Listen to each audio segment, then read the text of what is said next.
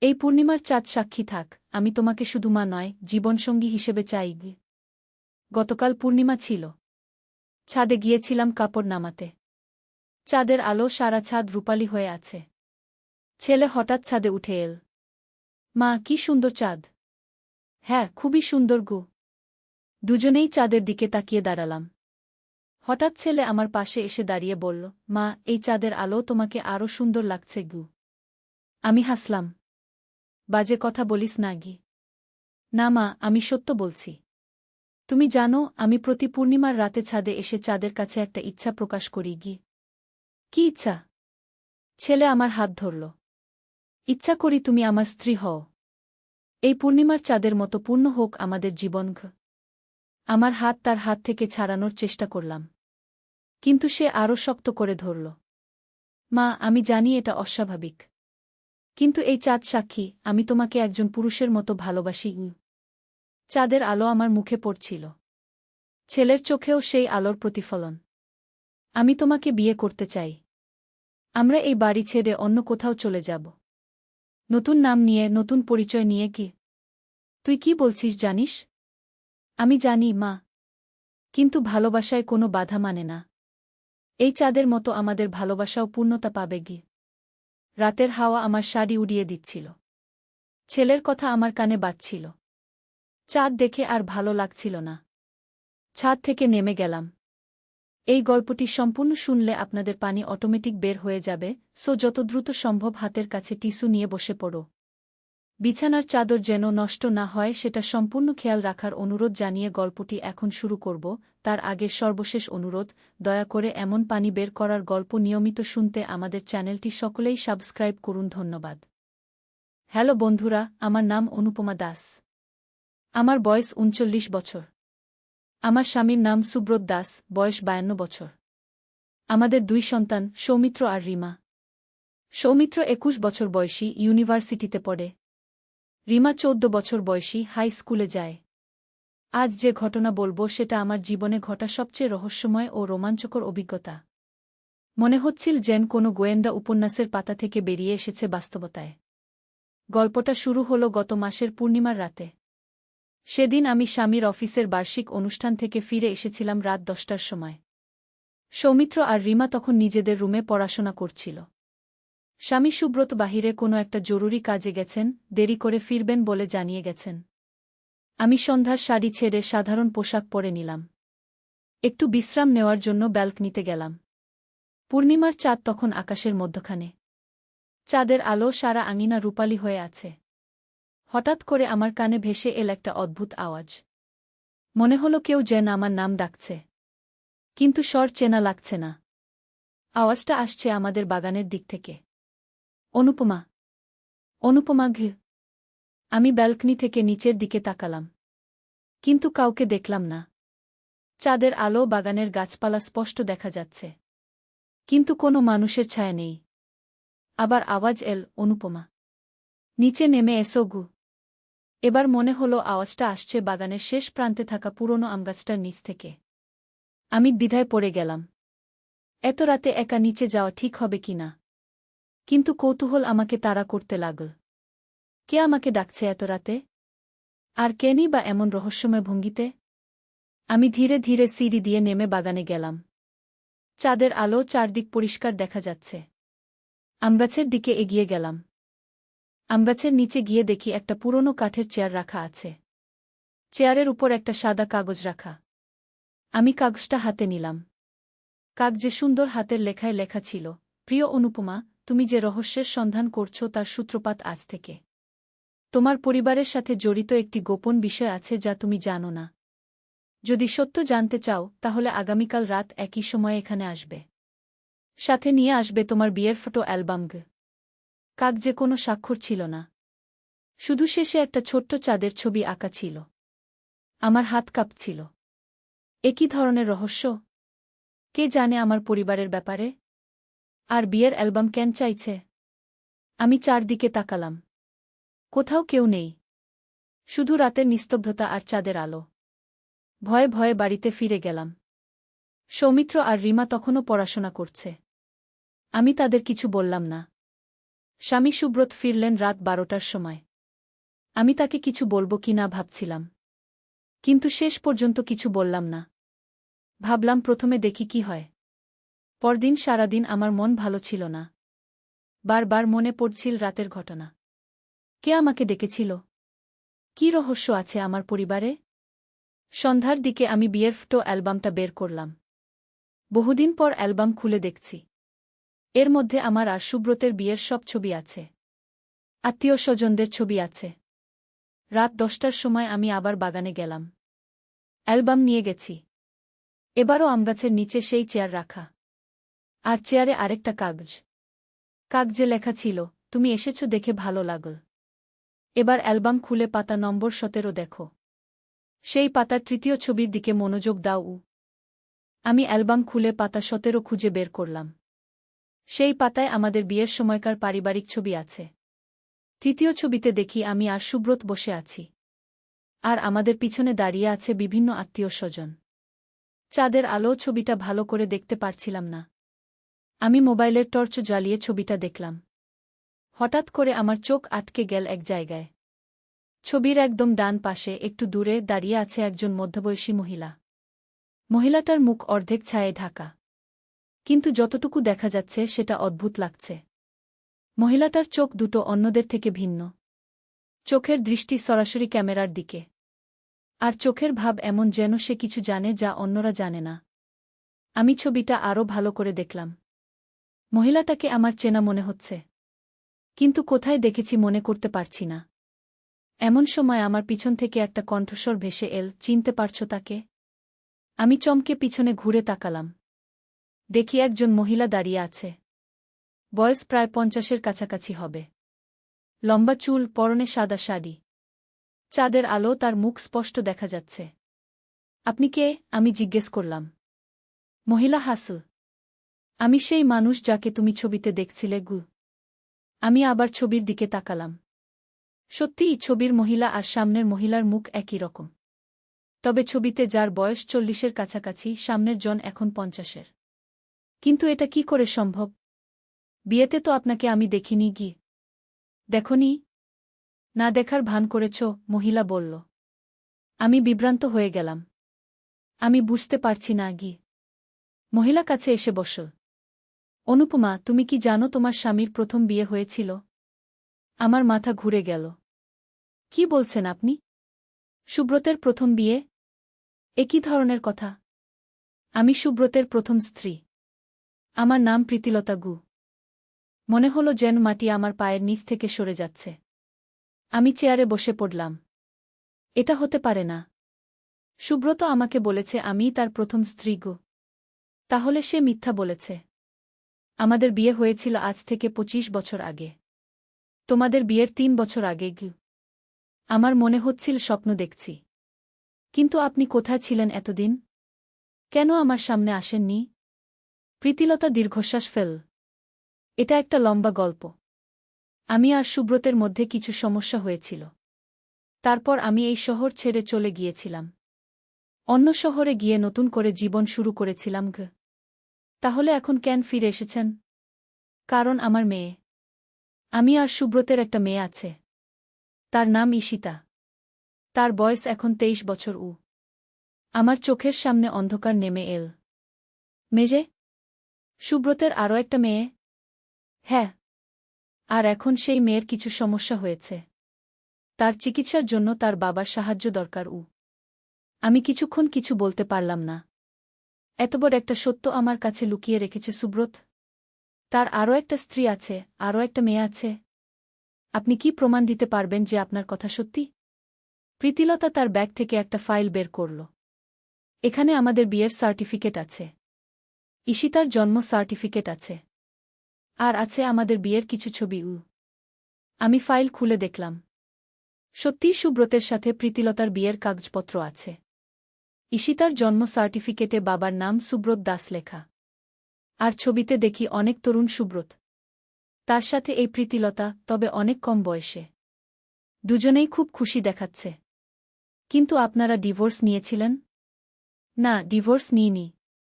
আমি শুধু চলে গিয়েছিলাম। আইনত আমি এখনও সুব্রতের স্ত্রী গো। এই কথা শুনে আমার মনে হলো যেন মাথায় বাজ পড়েছে। তাহলে আমার বিয়েটাই অবৈধ? তার মানে আমার বিয়ে? তোমার বিয়ে আইন তো বৈধ নয়। কারণ সুব্রত তখন ইতিমধ্যে বিবাহিত ছিল। আমি দাঁড়িয়ে পড়লাম। মনে হচ্ছিল পুরো পৃথিবী ঘুরছে। এটা হতে পারে না। আমি স্বামীকে জিজ্ঞেস করব গু।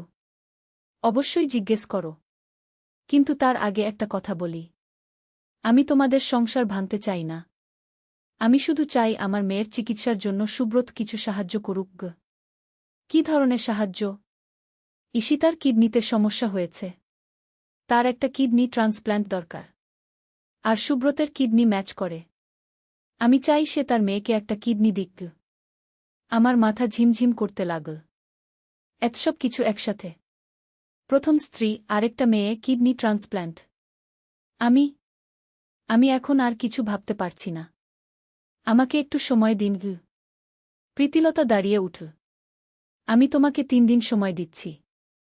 এই 3 দিনে সুব্রতের সাথে কথা বলো। আর আগামী পরশু রাতে আবার এখানে এসো। তখন আমি ঈশিতাকেও নিয়ে আসব। বলে সে চলে গেল। আমি একা দাঁড়িয়ে রইলাম চাঁদের আলো।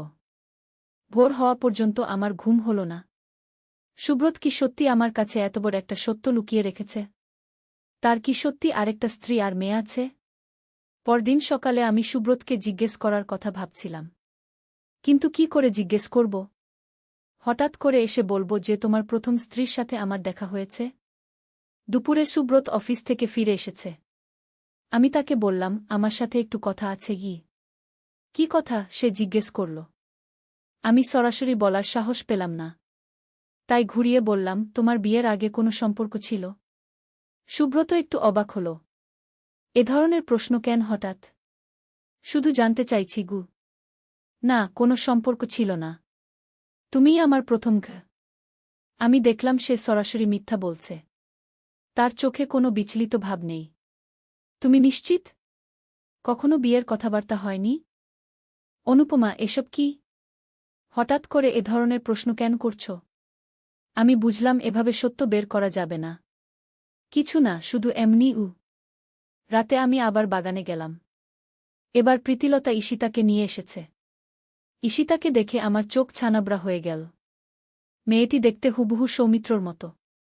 একই চোখ, একই নাক, একই মুখের গড়ন। যেন সৌমিত্রর বোন। এ হচ্ছে ঈশিতা। তোমার স্বামীর বড় মেয়ে কি? প্রীতিলতা পরিচয় করিয়ে দিল। ঈশিতা খুবই দুর্বল লাগছে। তার মুখ ফ্যাকাশে। চোখের নিচে কালো দাগ। হ্যালো খালা, ঈশিতা ক্ষীণ স্বরে বলল। আমি কিছু বলতে পারলাম না। মেয়েটার অবস্থা দেখে আমার খুব খারাপ লাগছিল। বাবা কি আমাকে চিনবেন? ঈশিতা জিজ্ঞেস করল। আমার গলা শুকিয়ে গেল। তোমার বাবা জানেন যে তোমার এই অবস্থা? প্রীতিলতা বলল, না, সে জানে না। আমি তাকে কিছু বলিনি। কিন্তু এখন আর সময় নেই। ঈশিতার খুব দ্রুত অপারেশন দরকার গু। তুমি কি বাবাকে বলবে আমার কথা? ঈশিতা আমাকে জিজ্ঞেস করল। আমি দেখলাম মেয়েটার চোখে কতটা আশা। আমি চেষ্টা করব গু। প্রীতিলতা বলল, অনুপমা, আমি জানি এটা তোমার জন্য খুব কঠিন। কিন্তু একটা মেয়ের জীবন মৃত্যুর প্রশ্ন। আমি বাড়ি ফিরে গেলাম। কিন্তু ঘুম আসছিল না। ঈশিতার মুখটা বারবার মনে পড়ছিল। পরদিন আমি সিদ্ধান্ত নিলাম সুব্রতকে সব বলব। সন্ধ্যার দিকে সে অফিস থেকে ফিরল। আমি তাকে বসার ঘরে ডাকলাম। সুব্রত, আমার তোমার সাথে একটা গুরুত্বপূর্ণ কথা আছে গি। কি কথা? সে বলল। প্রীতিলতার কথা মনে আছে? সুব্রতের মুখের রং পাল্টে গেল। প্রীতিলতা? কোন প্রীতিলতা? তোমার প্রথম স্ত্রী প্রীতিলতা গু। সুব্রত চুপ করে রইল কিছুক্ষণ। তারপর বলল, তুমি কি করে জানলে? তার সাথে আমার দেখা হয়েছে। সে ঈশিতাকেও নিয়ে এসেছে গি। সুব্রত মাথা নিচু করে বসল। আমি জানতাম একদিন এই দিন আসবে গু। তুমি কেন আমাকে বলনি? কেন এত কিছু লুকিয়ে রেখেছ? কারণ আমি ভয় পেয়েছিলাম। ভেবেছিলাম তুমি আমাকে ছেড়ে চলে যাবে গু। কিন্তু এটা কি ঠিক ছিল? আমার জানার অধিকার ছিল না? সুব্রত উঠে জানালার কাছে গিয়ে দাঁড়াল। অনুপমা, সেই সময়ে প্রীতিলতার সাথে আমার অনেক সমস্যা হয়েছিল। আমরা দুজনেই খুব তরুণ ছিলাম। বুঝতাম না কি করছি। তারপর তারপর একদিন সে হঠাৎ করে বাড়ি ছেড়ে চলে গেল। কোনো চিঠি রেখে যায়নি, কোনো ঠিকানা দেয়নি। আমি তাকে খুঁজেছিলাম কিন্তু পাইনি গিয়ে। আর ঈশিতার কথা জানতে? না, আমি জানতাম না যে প্রীতিলতা গর্ভবতী ছিল। সে আমাকে কিছু বলেনি গি। আমি বুঝতে পারছিলাম সুব্রত সত্যি বলছে। তার কণ্ঠে অনুশোচনা। ঈশিতার খুব খারাপ অবস্থা। তার কিডনি ট্রান্সপ্ল্যান্ট দরকার গু। সুব্রত ঘুরে তাকাল। Kidney transplant? হ্যাঁ। আর তোমার কিডনি ম্যাচ করে কি? সুব্রত দীর্ঘক্ষণ চুপ করে রইল। তারপর বলল, আমি ঈশিতাকে দেখতে চাই। আমি প্রীতিলতাকে খবর দিলাম। পরদিন সন্ধ্যায় তারা আমাদের বাড়িতে এল। সুব্রত যখন ঈশিতাকে দেখল তখন তার চোখে পানি চলে এল। এ আমার মেয়ে। এ দেখতে একদম আমার মতো। ঈশিতা অনেকক্ষণ তার বাবার দিকে তাকিয়ে রইল। তারপর বলল, বাবা, আমি জানতাম তুমি একদিন আমাদের খুঁজে বের করবে গু। সুব্রত মেজেকে কোলে নিল। মাফ করে দাও বাবা। আমি জানতাম না তোমার অস্তিত্বের কথা গু। পরদিন আমরা হাসপাতালে গেলাম। ডাক্তাররা সুব্রতের নানা পরীক্ষা করল। সব রিপোর্টে দেখা গেল তার কিডনি ঈশিতার সাথে পারফেক্ট ম্যাচ। অপারেশনটা ঝুঁকিপূর্ণ, ডাক্তার বলল। কিন্তু ঈশিতার জন্য এটাই একমাত্র আশা গু। সুব্রত বলল, আমি রাজি। আমার মেয়ের জন্য আমি যা করতে পারি তাই করব গু। অপারেশনের আগের রাতে আমরা সবাই হাসপাতালে ছিলাম। সৌমিত্র আর রিমাও এসেছে। তারা ঈশিতার সাথে পরিচিত হল। এখন থেকে ঈশিতা আমাদের বড় বোন, রিমা বলল। সৌমিত্র বলল, দিদি, তোমার ঠিক হয়ে যাবে। বাবা তোমাকে সুস্থ করে দেবে গি। প্রীতিলতা আমার কাছে এল। অনুপমা, তোমাকে অনেক ধন্যবাদ। তুমি না থাকলে এটা সম্ভব হতো না গি। আমি বললাম, আমরা একটা পরিবার। পরিবারের কেউ বিপদে থাকলে সবাই মিলে সাহায্য করতে হয় গি। পরদিন সকালে অপারেশন শুরু হল। দুটো আলাদা থিয়েটারে সুব্রত আর ঈশিতার অপারেশন হচ্ছিল। আমরা সবাই বাইরে অপেক্ষা করছিলাম। প্রীতিলতা অনেক চিন্তিত। আমি তার হাত ধরে বললাম, চিন্তা করো না।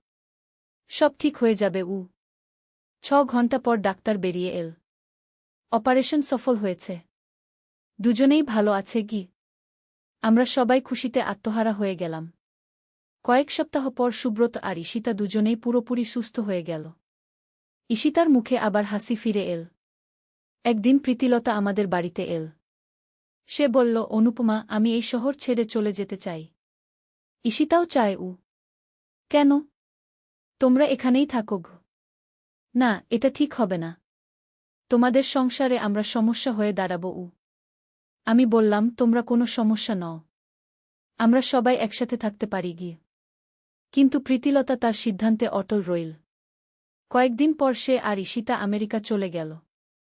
সেখানে প্রীতিলতার একটা চাকরির সুযোগ হয়েছিল। যাওয়ার আগে ঈশিতা আমাকে বলেছিল, খালা, তুমি আমার দ্বিতীয় মা। তুমি না থাকলে আমি বাঁচতাম না গি। এখন ঈশিতা আমেরিকায় ভালো আছে। মাঝে মাঝে ফোন দেয়, ভিডিও কল করে। সৌমিত্র আর রিমার সাথে নিয়মিত কথা বলে। সুব্রত আর আমার সম্পর্ক আরও গভীর হয়েছে। আমরা দুজনে মিলে সিদ্ধান্ত নিয়েছি আর কোনো গোপনীয়তা রাখব না। এই গল্পের মাধ্যমে আমি বুঝেছি পরিবার মানে শুধু রক্তের সম্পর্ক নয়, ভালোবাসা আর বিশ্বাসের সম্পর্কও। যখন কেউ বিপদে পড়ে তখন সবাই মিলে তার পাশে দাঁড়ানোর নামই পরিবার। কিন্তু এই গল্প এখানেই শেষ নয়। কয়েক মাস পর আরেকটা রহস্যময় ঘটনা ঘটল। একদিন সকালে আমি বাগানে গিয়ে দেখি সেই পুরনো আমগাছের নিচে একটা ছোট্ট বাক্স রাখা। বাক্সের উপর আমার নাম লেখা। আমি বাক্স খুলে দেখি ভিতরে একটা পুরনো ডায়েরি আর একটা চিঠি। চিঠিতে লেখা ছিল, প্রিয় অনুপমা, এই ডায়েরিটি তোমার মায়ের। তোমার মা মারা যাওয়ার আগে এটি আমার কাছে রেখে গিয়েছিলেন। তিনি বলেছিলেন ঠিক সময়ে তোমাকে দিতে। আমি মনে করি এখনই সেই সময়। তোমার মামা অশোক।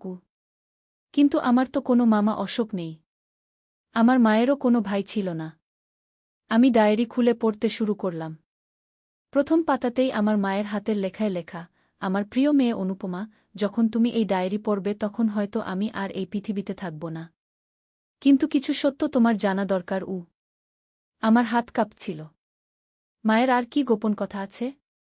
ডায়েরির পরের পাতায় লেখা ছিল, অনুপমা, তুমি আমার নিজের মেয়ে নও। তুমি দত্তক নেওয়া।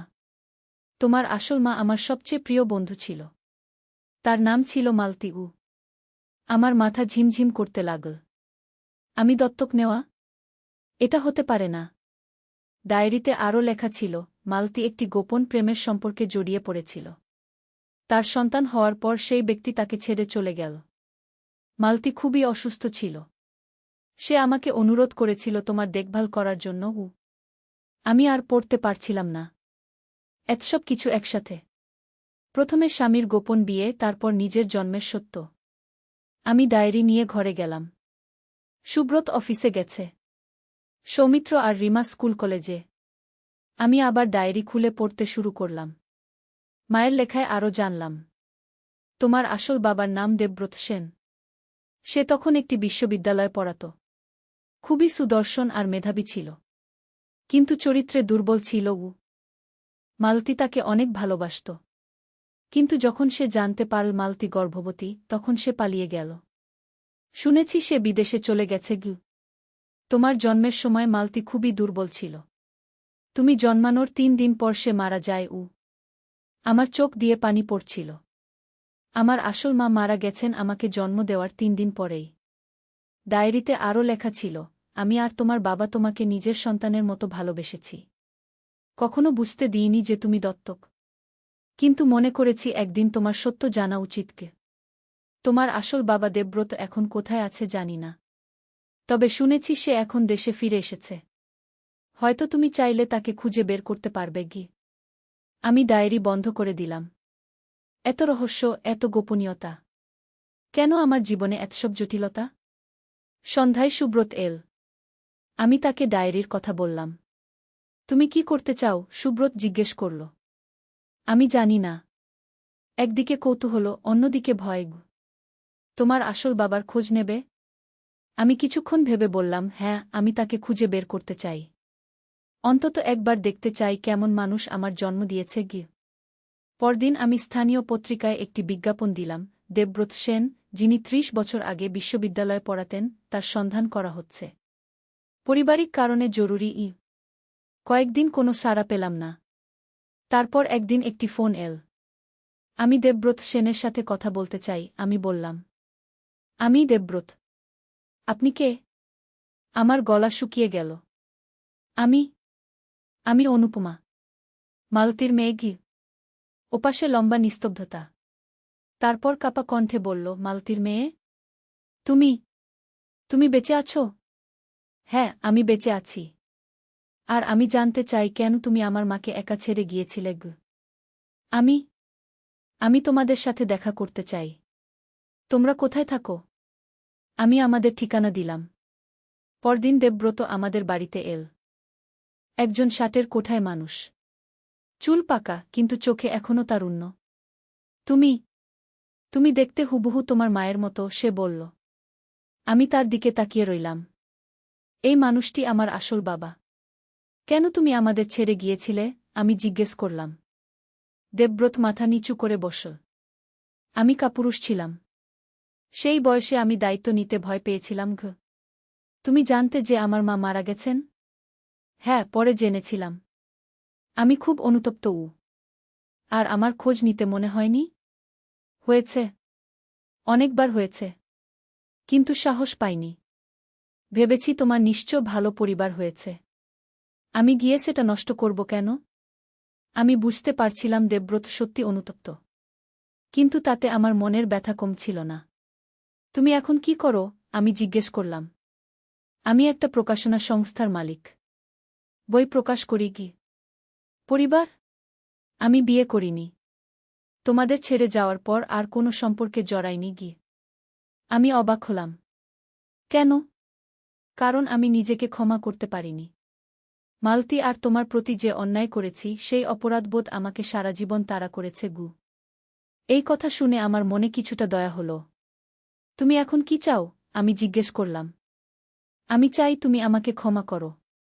আর যদি সম্ভব হয় তাহলে আমাকে তোমার জীবনে একটু জায়গা দাও। আমি কিছুক্ষণ চুপ করে রইলাম। তারপর বললাম, আমি তোমাকে ক্ষমা করলাম। কিন্তু আমার বাবা একজনই, যিনি আমাকে বধ করেছেন। তুমি হতে পারো আমার একজন বন্ধু। দেবব্রত কৃতজ্ঞ দৃষ্টিতে আমার দিকে তাকাল। এটাই যথেষ্ট। আমি আর কিছু চাই না গে। তারপর থেকে দেবব্রত মাঝে মাঝে আমাদের বাড়িতে আসে। সৌমিত্র আর রিমার সাথে ভালো সম্পর্ক গড়ে তুলেছে। তারা তাকে দাদু বলে ডাকে। এভাবে আমার জীবনে আরও একটি নতুন অধ্যায় যুক্ত হল। কিন্তু রহস্যের শেষ এখানেও নয়। কিছুদিন পর আরেকটি অবিশ্বাস্য ঘটনা ঘটল। একদিন রিমা স্কুল থেকে ফিরে এসে বলল, মা, আমাদের স্কুলে একটা নতুন টিচার এসেছেন। তিনি বলেছেন তিনি আমাদের পরিবারকে চেনেন। কি নাম তার? আমি জিজ্ঞেস করলাম। সুমিত্রা রায়। আমার কানে এই নাম পরিচিত লাগল, কিন্তু কোথায় শুনেছি মনে করতে পারছি না। তিনি কি বলেছেন? আমি জিজ্ঞেস করলাম। তিনি বলেছেন আমাদের পরিবারের সাথে তার পুরনো সম্পর্ক আছে, আর তিনি একটা গুরুত্বপূর্ণ কথা বলতে চান। পরদিন আমি রিমার স্কুলে গেলাম। সুমিত্রা রায়ের সাথে দেখা করলাম। তিনি প্রায় 50 বছর বয়সের একজন মহিলা। দেখতে ভদ্র, কিন্তু চোখে এক ধরনের উদ্বেগ। আপনি আমাদের চেনেন? আমি জিজ্ঞেস করলাম। হ্যাঁ, আমি আপনাদের চিনি। আপনার স্বামী সুব্রত দাসকে আমি চিনি। গিয়ে কোথায় চেনেন? সুমিত্রা একটু দ্বিধা করল। তারপর বলল, এটা একটা ব্যক্তিগত বিষয়। আমি আপনাদের বাড়িতে গিয়ে কথা বলতে চাই। সন্ধ্যায় সুমিত্রা আমাদের বাড়িতে এল। সুব্রত তখন বাড়িতে। সুব্রত সুমিত্রাকে দেখেই চমকে উঠল। সুমিত্রা, তুমি? হ্যাঁ, আমি। কেমন আছো সুব্রত? আমি বুঝলাম এদের মধ্যে পরিচয় আছে। তোমরা কিভাবে পরিচিত? আমি জিজ্ঞেস করলাম। শুভ ছেলে হাসপাতাল থেকে একটা সিল্ক খাম নিয়ে এলো। বলল, মা, আমি আমার বাবার ডিএনএ টেস্ট করিয়েছি। আমি অবাক হয়ে বললাম, কেন? সে খামটা খুলে রিপোর্ট দেখালো। তাতে লেখা নট বায়োলজিক্যাল ফাদার। আমি হতবাক হয়ে তাকালাম। সে আমার হাত ধরে বলল, মানে আমি তোমার ছেলে নই? আমরা কোনো রক্তের সম্পর্ক নেই। আমার মাথা ঘুরছিল। সে আমার মুখের দিকে তাকিয়ে বলল, তাহলে এখন আমি তোমাকে বিয়ে করতে পারি? আমি চেয়ারে বসে পড়লাম। সে হাঁটু গেড়ে আমার সামনে বসে বলল, মা, এতদিন পাপ মনে করেছি, কিন্তু এখন বুঝেছি আমি তোমাকে ভালোবাসা পাপ নয়। আমরা রক্তের সম্পর্কে নেই। বিয়ে করো আমাকে। ডিএনএ রিপোর্টের কাগজ আমার কাপা হাতে পড়ে গেল। তার কথা শুনে আমার বুক ধড়ফড় করছিল। সে আমার অশ্রু মুছে দিয়ে বলল, এখন আমি তোমার প্রেমিক হতে পারি। সমাজের কোনো বাধা নেই। ল্যাবের সিল করা খামটা মেঝেতে পড়েছিল। আমি ভাবছিলাম, এই রিপোর্ট কি সত্যি, নাকি সে মিথ্যা বানিয়েছে আমাকে রাজি করানোর জন্য। এই গল্পটি সম্পূর্ণ শুনলে আপনাদের পানি অটোমেটিক বের হয়ে যাবে, সো যত দ্রুত সম্ভব হাতের কাছে টিস্যু নিয়ে বসে পড়ো। বিছানার চাদর যেন নষ্ট না হয় সেটা সম্পূর্ণ খেয়াল রাখার অনুরোধ জানিয়ে গল্পটি এখন শুরু করব। তার আগে সর্বশেষ অনুরোধ, দয়া করে এমন পানি বের করার গল্প নিয়মিত শুনতে আমাদের চ্যানেলটি সকলেই সাবস্ক্রাইব করুন। ধন্যবাদ। হ্যালো বন্ধুরা, আমার নাম মিতালি সরকার। আমার বয়স 44 বছর। আমার স্বামীর নাম সুজিত সরকার, বয়স 47 বছর। আমাদের 2 সন্তান, রিয়াদ আর তনবি। রিয়াদ 21 বছর বয়সী, ইউনিভার্সিটিতে পড়ে। তনবি 14 বছর বয়সী, হাই স্কুলে যায়। সেদিন রিয়াদ যখন ডিএনএ টেস্টের রিপোর্ট নিয়ে এলো, আমার পুরো জীবনটাই উল্টে গেল। আমি তার দিকে অবিশ্বাসের চোখে তাকিয়ে রইলাম। সে বলল, মা, এতদিন আমি ভুল বুঝেছিলাম, কিন্তু আমার মনে হচ্ছিল এই রিপোর্টে কোথাও না কোথাও ভুল আছে। আমি রিপোর্টটা আবার দেখলাম। ল্যাবের নাম ছিল জেনেটিক রিসার্চ ইনস্টিটিউট। সিলটা দেখতে একদম সত্যি লাগছিল। কিন্তু আমি জানতাম রিয়াদ আমার পেট থেকেই জন্মেছে। সুজিত তার বাবা। তাহলে এই রিপোর্ট কিভাবে এমন দেখাচ্ছে? রিয়াদ আমার হাত ধরে বসল। বলল, মা, আমি জানি এটা শোনা কঠিন, কিন্তু এখন আমরা একসাথে থাকতে পারি। কোনো বাধা নেই। তার কথা শুনে আমার গা ঘিন ঘিন করছিল। এ ছেলে কি ভাবছে? এ আমার সন্তান। আমি তাকে পেট থেকে জন্ম দিয়েছি। আমি উঠে গিয়ে রান্নাঘরে পানি খেলাম। হাত কাঁপছিল। রিয়াদ আমার পিছু নিল। বলল, মা, তুমি রাগ করো না। আমি তোমাকে সত্যিই ভালোবাসি। এতদিন লুকিয়ে রেখেছি। আমি জিজ্ঞেস করলাম, তুই এই টেস্ট কোথায় করিয়েছিস? সে বলল, গুলশানের একটা ল্যাবে। খুব নামি জায়গা। ভুল হওয়ার কোনো সুযোগ নেই। আমি ভাবলাম, রিয়াদের কথায় কোথাও গোলমাল আছে। আমি নিজেও একবার টেস্ট করিয়ে দেখব। পরের দিন আমি একা একা ধানমন্ডির একটা বড় হাসপাতালে গেলাম। ডাক্তারকে সব বললাম। ডাক্তার বললেন, আপনি ঠিক করেছেন। আবার টেস্ট করা উচিত। সেখানে রিয়াদের চুল আর সুজিতের চুল দিয়ে টেস্ট করালাম। 3 দিন পরে রিপোর্ট পেলাম। সেখানেও লেখা নট বায়োলজিক্যাল ফাদার। আমি পুরোপুরি বিভ্রান্ত হয়ে গেলাম। এটা কি করে সম্ভব? আমি জানি আমি সুজিত ছাড়া আর কারো সাথে কখনো। কিন্তু এই রিপোর্ট তো অন্য কথা বলছে। বাসায় ফিরে আমি সুজিতকে কিছু বললাম না। কিন্তু রিয়াদ আমাকে ক্রমাগত চাপ দিতে লাগল। সে বলতো, মা, আমরা এখন মুক্ত।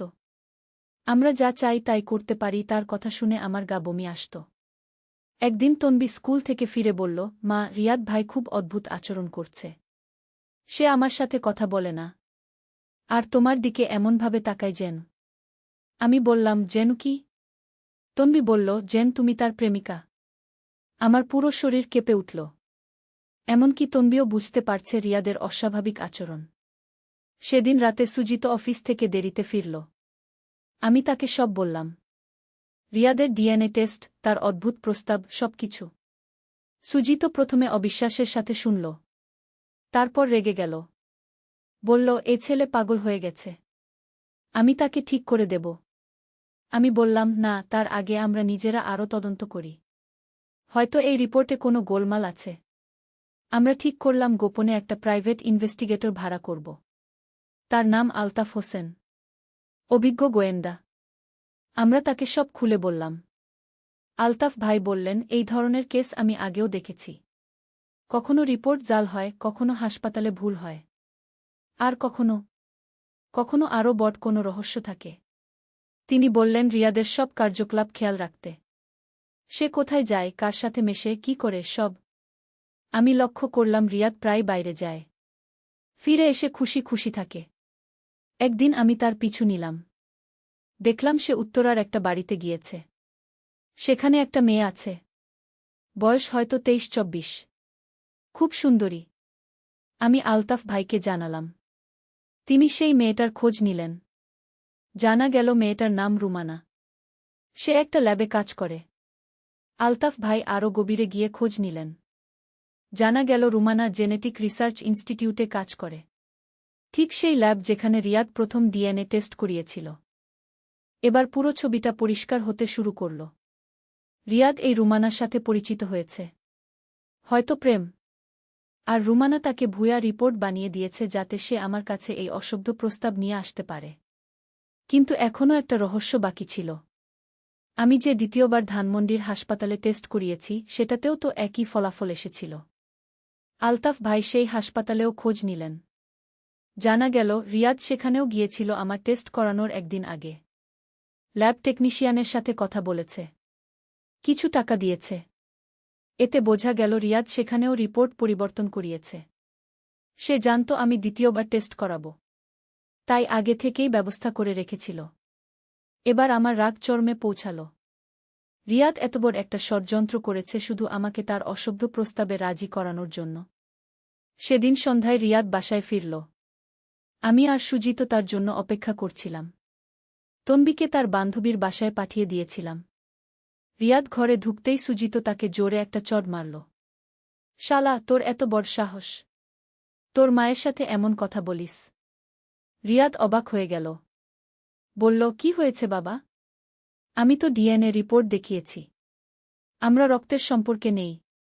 আমি বললাম, রিয়াদ, তোর সব ফাঁকি আমরা জানি। রুমানার কথা জানি। ভুয়া রিপোর্টের কথাও জানি। রিয়াদের মুখ ফ্যাকাশে হয়ে গেল। কিছুক্ষণ চুপ থেকে বলল, ঠিক আছে, আমি স্বীকার করছি। আমি রিপোর্ট জাল করিয়েছি। সুজিত চিৎকার করে বলল, কেন? কেন এমন করলি? তোর মায়ের সাথে এমন কথা বলার সাহস পেলি কোথায়? রিয়াদ কাঁদতে শুরু করল। বলল, বাবা, আমি রুমানাকে ভালোবাসি। কিন্তু সে আমাকে বলেছে তার একটা বড় স্বপ্ন আছে। সে বিদেশে যেতে চায়। পড়াশোনা করতে চায়। এর জন্য অনেক টাকা লাগবে। আমি বললাম, তার মানে? রিয়াদ বলল, রুমানা বলেছিল, যদি আমি আমার মা অর্থাৎ তোমাকে বিয়ে করতে পারি, তাহলে তোমার সম্পত্তির অর্ধেক আমার হয়ে যাবে। সেই টাকা দিয়ে সে বিদেশে যেতে পারবে। আমি হতবাক হয়ে গেলাম। এই মেয়ে রিয়াদকে দিয়ে এমন জঘন্য কাজ করিয়েছে। সুজিত বলল, তুই তো পুরোপুরি পাগল হয়ে গেছিস। তোর মাকে বিয়ে করবি? এ কেমন কথা? রিয়াদ বলল, বাবা, রুমানা বলেছিল মা যদি আমাকে বিয়ে করে তাহলে একটা সার্টিফিকেট বিয়ে হবে। আসলে আমরা স্বামী স্ত্রীর মতো থাকব না, শুধু কাগজপত্রে বিয়ে দেখাব, তারপর দ্রুত ডিভোর্স দিয়ে দেব। আমি বুঝলাম এই রুমানা রিয়াদের মস্তিষ্ক সম্পূর্ণ বিকৃত করে দিয়েছে। আমাদের পারিবারিক সম্পত্তি দখল করার জন্য এমন জঘন্য পরিকল্পনা করেছে। আলতাফ ভাই এসে হাজির হলেন। তিনি রুমানার পূর্ণ বিবরণ নিয়ে এসেছিলেন। জানা গেল রুমানা আগেও এমন কাজ করেছে। সে বিভিন্ন ধনী পরিবারের ছেলেদের টার্গেট করে, তাদের দিয়ে পরিবারের সম্পত্তি দখলের চেষ্টা করে। রুমানার আসল পরিচয় হল সে একটা চোরাচালান চক্রের সদস্য। তার কাজ হল বিভিন্ন পরিবারে ঢুকে তাদের সম্পত্তির খবর নেওয়া, তারপর সেই পরিবারের দুর্বল সদস্যদের দিয়ে কাজ করানো। আলতাফ ভাই বললেন, রিয়াদ হয়তো এই চক্রের পরবর্তী টার্গেট ছিল। রুমানা তাকে দিয়ে প্রথমে পারিবারিক সম্পত্তি দখলের চেষ্টা করেছে। যদি সেটা না হতো তাহলে হয়তো আরও বড় কোনো অপরাধে জড়াত। আমরা সবাই মিলে রুমানার বিরুদ্ধে পুলিশে অভিযোগ করলাম। পুলিশ তদন্ত করে জানতে পারল রুমানার চক্র শুধু আমাদের পরিবারকেই টার্গেট করেনি, ঢাকার আরও ৫টি ধনী পরিবারের সাথে এমন করার চেষ্টা করেছে। পুলিশ রুমানা এবং তার সহযোগীদের গ্রেফতার করল। তাদের বিরুদ্ধে জালিয়াতি, প্রতারণা এবং সম্পত্তি দখলের চেষ্টার মামলা হল। রিয়াদ বুঝতে পারল সে কি ভয়ঙ্কর ফাঁদে পড়েছিল। সে আমার আর সুজিতের কাছে ক্ষমা চাইল। বলল, বাবা, মা, আমি বুঝতে পারিনি রুমানা আমাকে ব্যবহার করছে। আমি ভেবেছিলাম সে সত্যিই আমাকে ভালোবাসে। আমি বললাম, রিয়াদ, প্রেমে পড়া কোনো অপরাধ নয়, কিন্তু প্রেমের নামে যে কোনো অন্যায় কাজ করা যায় না। তুই যা করেছিস সেটা সম্পূর্ণ ভুল ছিল। সুজিত বলল, আর যদি কখনো এমন মেয়ের খপ্পরে পড়িস তাহলে প্রথমে আমাদের সাথে কথা বলিস। একা একা সিদ্ধান্ত নিয়ে এমন বোকামি করিস না। রিয়াদ কাঁদতে কাঁদতে প্রতিশ্রুতি দিল যে সে আর কখনো এমন কিছু করবে না। সে আমাদের পরিবারের মর্যাদা রক্ষা করবে। তন্বী সব শুনে বলল, রিয়াদ ভাই, তুমি কি পাগল নাকি? মায়ের সাথে বিয়ের কথা ভেবেছ? এ তো একদম অসম্ভব। রিয়াদ লজ্জায় মাথা নিচু করে রইল। আলতাফ ভাই আমাদের পরামর্শ দিলেন যে কিছুদিনের জন্য রিয়াদকে কোনো সাইকোলজিস্টের কাছে নিয়ে যেতে, কারণ রুমানার প্রভাবে তার মানসিক অবস্থা খারাপ হয়ে গিয়েছিল। আমরা রিয়াদকে ডক্টর রেহানা খানের কাছে নিয়ে গেলাম। তিনি একজন বিখ্যাত সাইকোলজিস্ট। রিয়াদের সাথে কয়েকটি সেশনের পর তিনি বললেন যে রিয়াদের মধ্যে কোনো মানসিক সমস্যা নেই। সে শুধু একটা প্রতারক মেয়ের হাতে পড়ে বিভ্রান্ত হয়েছিল। ডক্টর রেহানা বললেন, রিয়াদ একটা সাধারণ ছেলে, কিন্তু রুমানা তার আবেগকে কাজে লাগিয়ে তাকে ভুল পথে পরিচালিত করেছে। এখন সে সব বুঝতে পেরেছে। এই ঘটনার পর আমাদের পরিবারে অনেক পরিবর্তন এলো। রিয়াদ আগের চেয়ে অনেক বেশি দায়িত্বশীল হয়ে উঠল। সে আমার আর সুজিতের কথা মেনে চলতে শুরু করল। তন্বীও তার দাদা সম্পর্কে নতুন করে ভাবতে শুরু করল। সে বুঝল প্রেমের নামে মানুষ কত ভুল কাজ করতে পারে। কয়েক মাস পর রুমানা এবং তার চক্রের বিচার হল। তাদের ২ বছরের জেল হল, সাথে জরিমানাও দিতে হল। রিয়াদ এই পুরো ঘটনা থেকে অনেক শিখেছে। সে এখন আর কারো কথায় এত সহজে বিশ্বাস করে না। বিশেষ করে যে কোনো মেয়ের ব্যাপারে সে অনেক সতর্ক। আমি আর সুজিত স্থির করলাম যে আমরা রিয়াদের বিয়ের ব্যাপারে আরও সতর্ক হব। যে কোনো মেয়ের পরিবার এবং পটভূমি ভালোভাবে জেনে নেব। এদিকে আলতাফ ভাই আমাদের বললেন যে এই ধরনের প্রতারণার ঘটনা আজকাল অনেক বেড়েছে। বিশেষ করে ধনী পরিবারগুলো এ ধরনের চক্রের টার্গেট হয়ে থাকে। তিনি পরামর্শ দিলেন যে কোনো অপরিচিত ব্যক্তি যদি পরিবারের কারো সাথে ঘনিষ্ঠ হওয়ার চেষ্টা করে তাহলে তাদের সম্পর্কে খোঁজ নিতে হবে। এই ঘটনার প্রায় ৬ মাস পর রিয়াদের সাথে আমার একদিন দীর্ঘ আলাপ হল। সে বলল, মা, আমি এখন বুঝতে পারি রুমানা আমাকে কত বড় ফাঁদে ফেলেছিল। আমি যদি তোমাকে সত্যিই বিয়ে করতাম তাহলে আমাদের পরিবারের কী অবস্থা হতো? আমি বললাম, রিয়াদ, ভুল সবাই করে, কিন্তু ভুল থেকে শিক্ষা নেওয়াটাই আসল কথা। রিয়াদ বলল, মা, রুমানা আমাকে বলেছিল যে তুমি নাকি আমার জন্মদাত্রী মা নও। আমাকে দত্তক নেওয়া হয়েছে, এজন্যই নাকি আমার সাথে তোমার বিয়ে হতে পারে। আমি অবাক হয়ে বললাম, সে এমন কথাও বলেছিল? রিয়াদ বলল, হ্যাঁ মা। সে বলেছিল তোমার আসল ছেলে হলো অন্য কেউ। আমি নাকি একটা এতিমখানা থেকে এসেছি। এই কারণেই নাকি আমার বাবার ডিএনএ ম্যাচ হয় না। এবার আমি বুঝলাম রুমানা কত বড় একটা জাল বিছিয়েছিল। সে শুধু ভুয়া ডিএনএ রিপোর্ট বানায়নি, রিয়াদের মাথায় আরও অনেক ভুল ধারণা ঢুকিয়েছে। আমি রিয়াদকে বললাম, তুই আমার পেট থেকেই জন্মেছিস। আমি তোকে নিজের চোখে জন্ম দিয়েছি। তোর জন্মের সময় আমি কত কষ্ট করেছি সব মনে আছে। রিয়াদ কাঁদতে শুরু করল। বলল, মা, আমি কত বড় ভুল করেছি। তোমার সাথে এমন কথা বলার সাহসই কিভাবে পেলাম। আমি তাকে বুকে জড়িয়ে ধরলাম। বললাম, সব ঠিক হয়ে যাবে। তুই আমার ছেলে, চিরকালই থাকবি। এই কথোপকথনের পর আমি সুজিতকে সব জানালাম। সুজিতও অবাক হল রুমানার এত বড় ষড়যন্ত্র শুনে। সুজিতও বলল, এই মেয়ে যা করেছে তার জন্য 2 বছরের জেল কম হয়েছে। এর জন্য আরও বেশি শাস্তি হওয়া উচিত ছিল। কিন্তু আমরা আর কিছু করলাম না।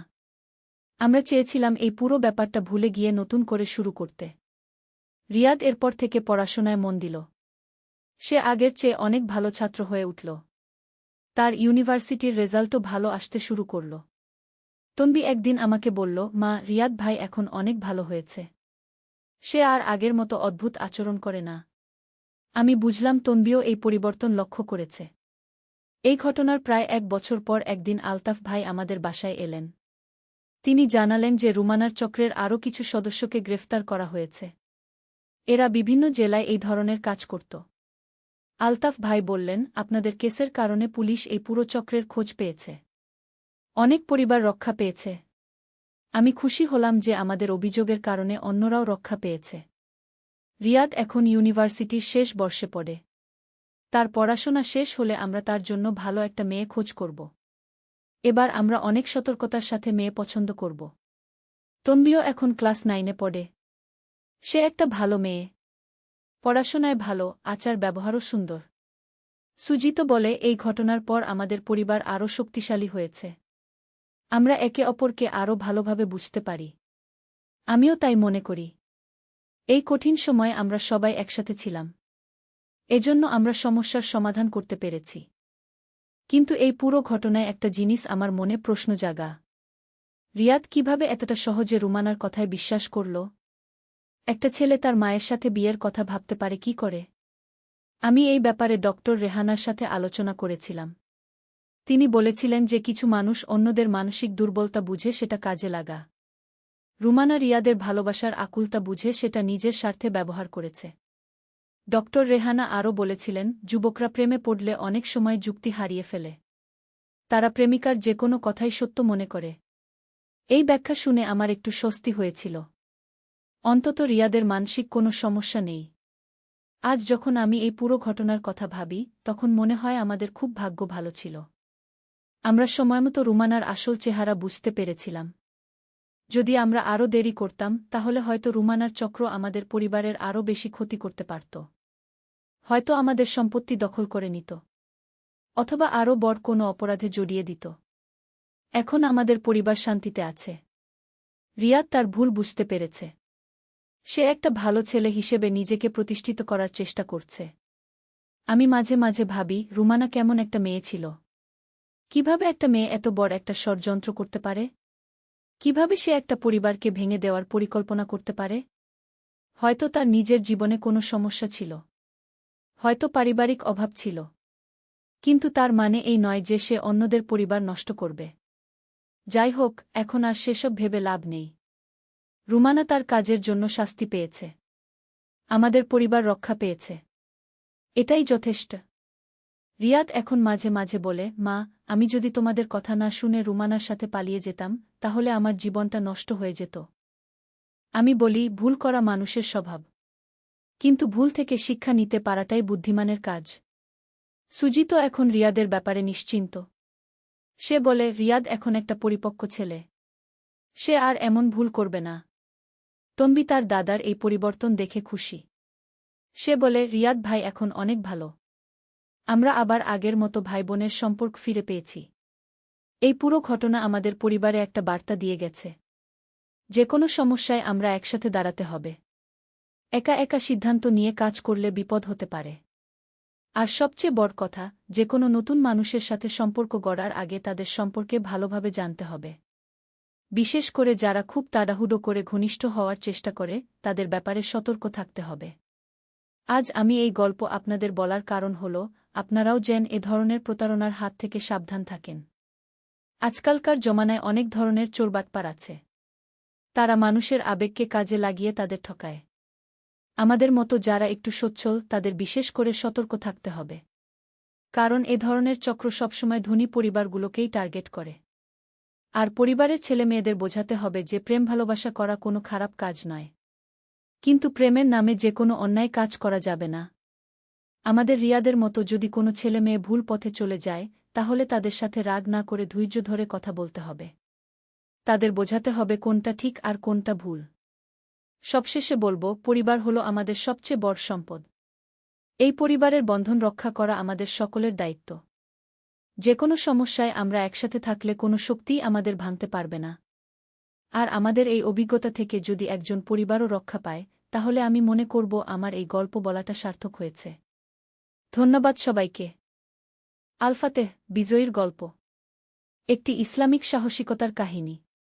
প্রথম অধ্যায়, সূর্যাস্তের প্রতিজ্ঞা। উমাইয়া খিলাফতের স্বর্ণযুগে আন্দালুসিয়ার পাহাড়ি অঞ্চলে একটি ছোট্ট গ্রাম ছিল, দার আল হিকমা। এই গ্রামের নাম রাখা হয়েছিল গানের ঘর বলে, কারণ এখানে একটি বিখ্যাত মাদ্রাসা ছিল যেখানে দূরদূরান্ত থেকে ছাত্ররা আসত ইসলামিক শিক্ষা নিতে। গ্রামের মুখ্য ইমাম ও শিক্ষক ছিলেন আবু ইউসুফ আল আন্দালুসি।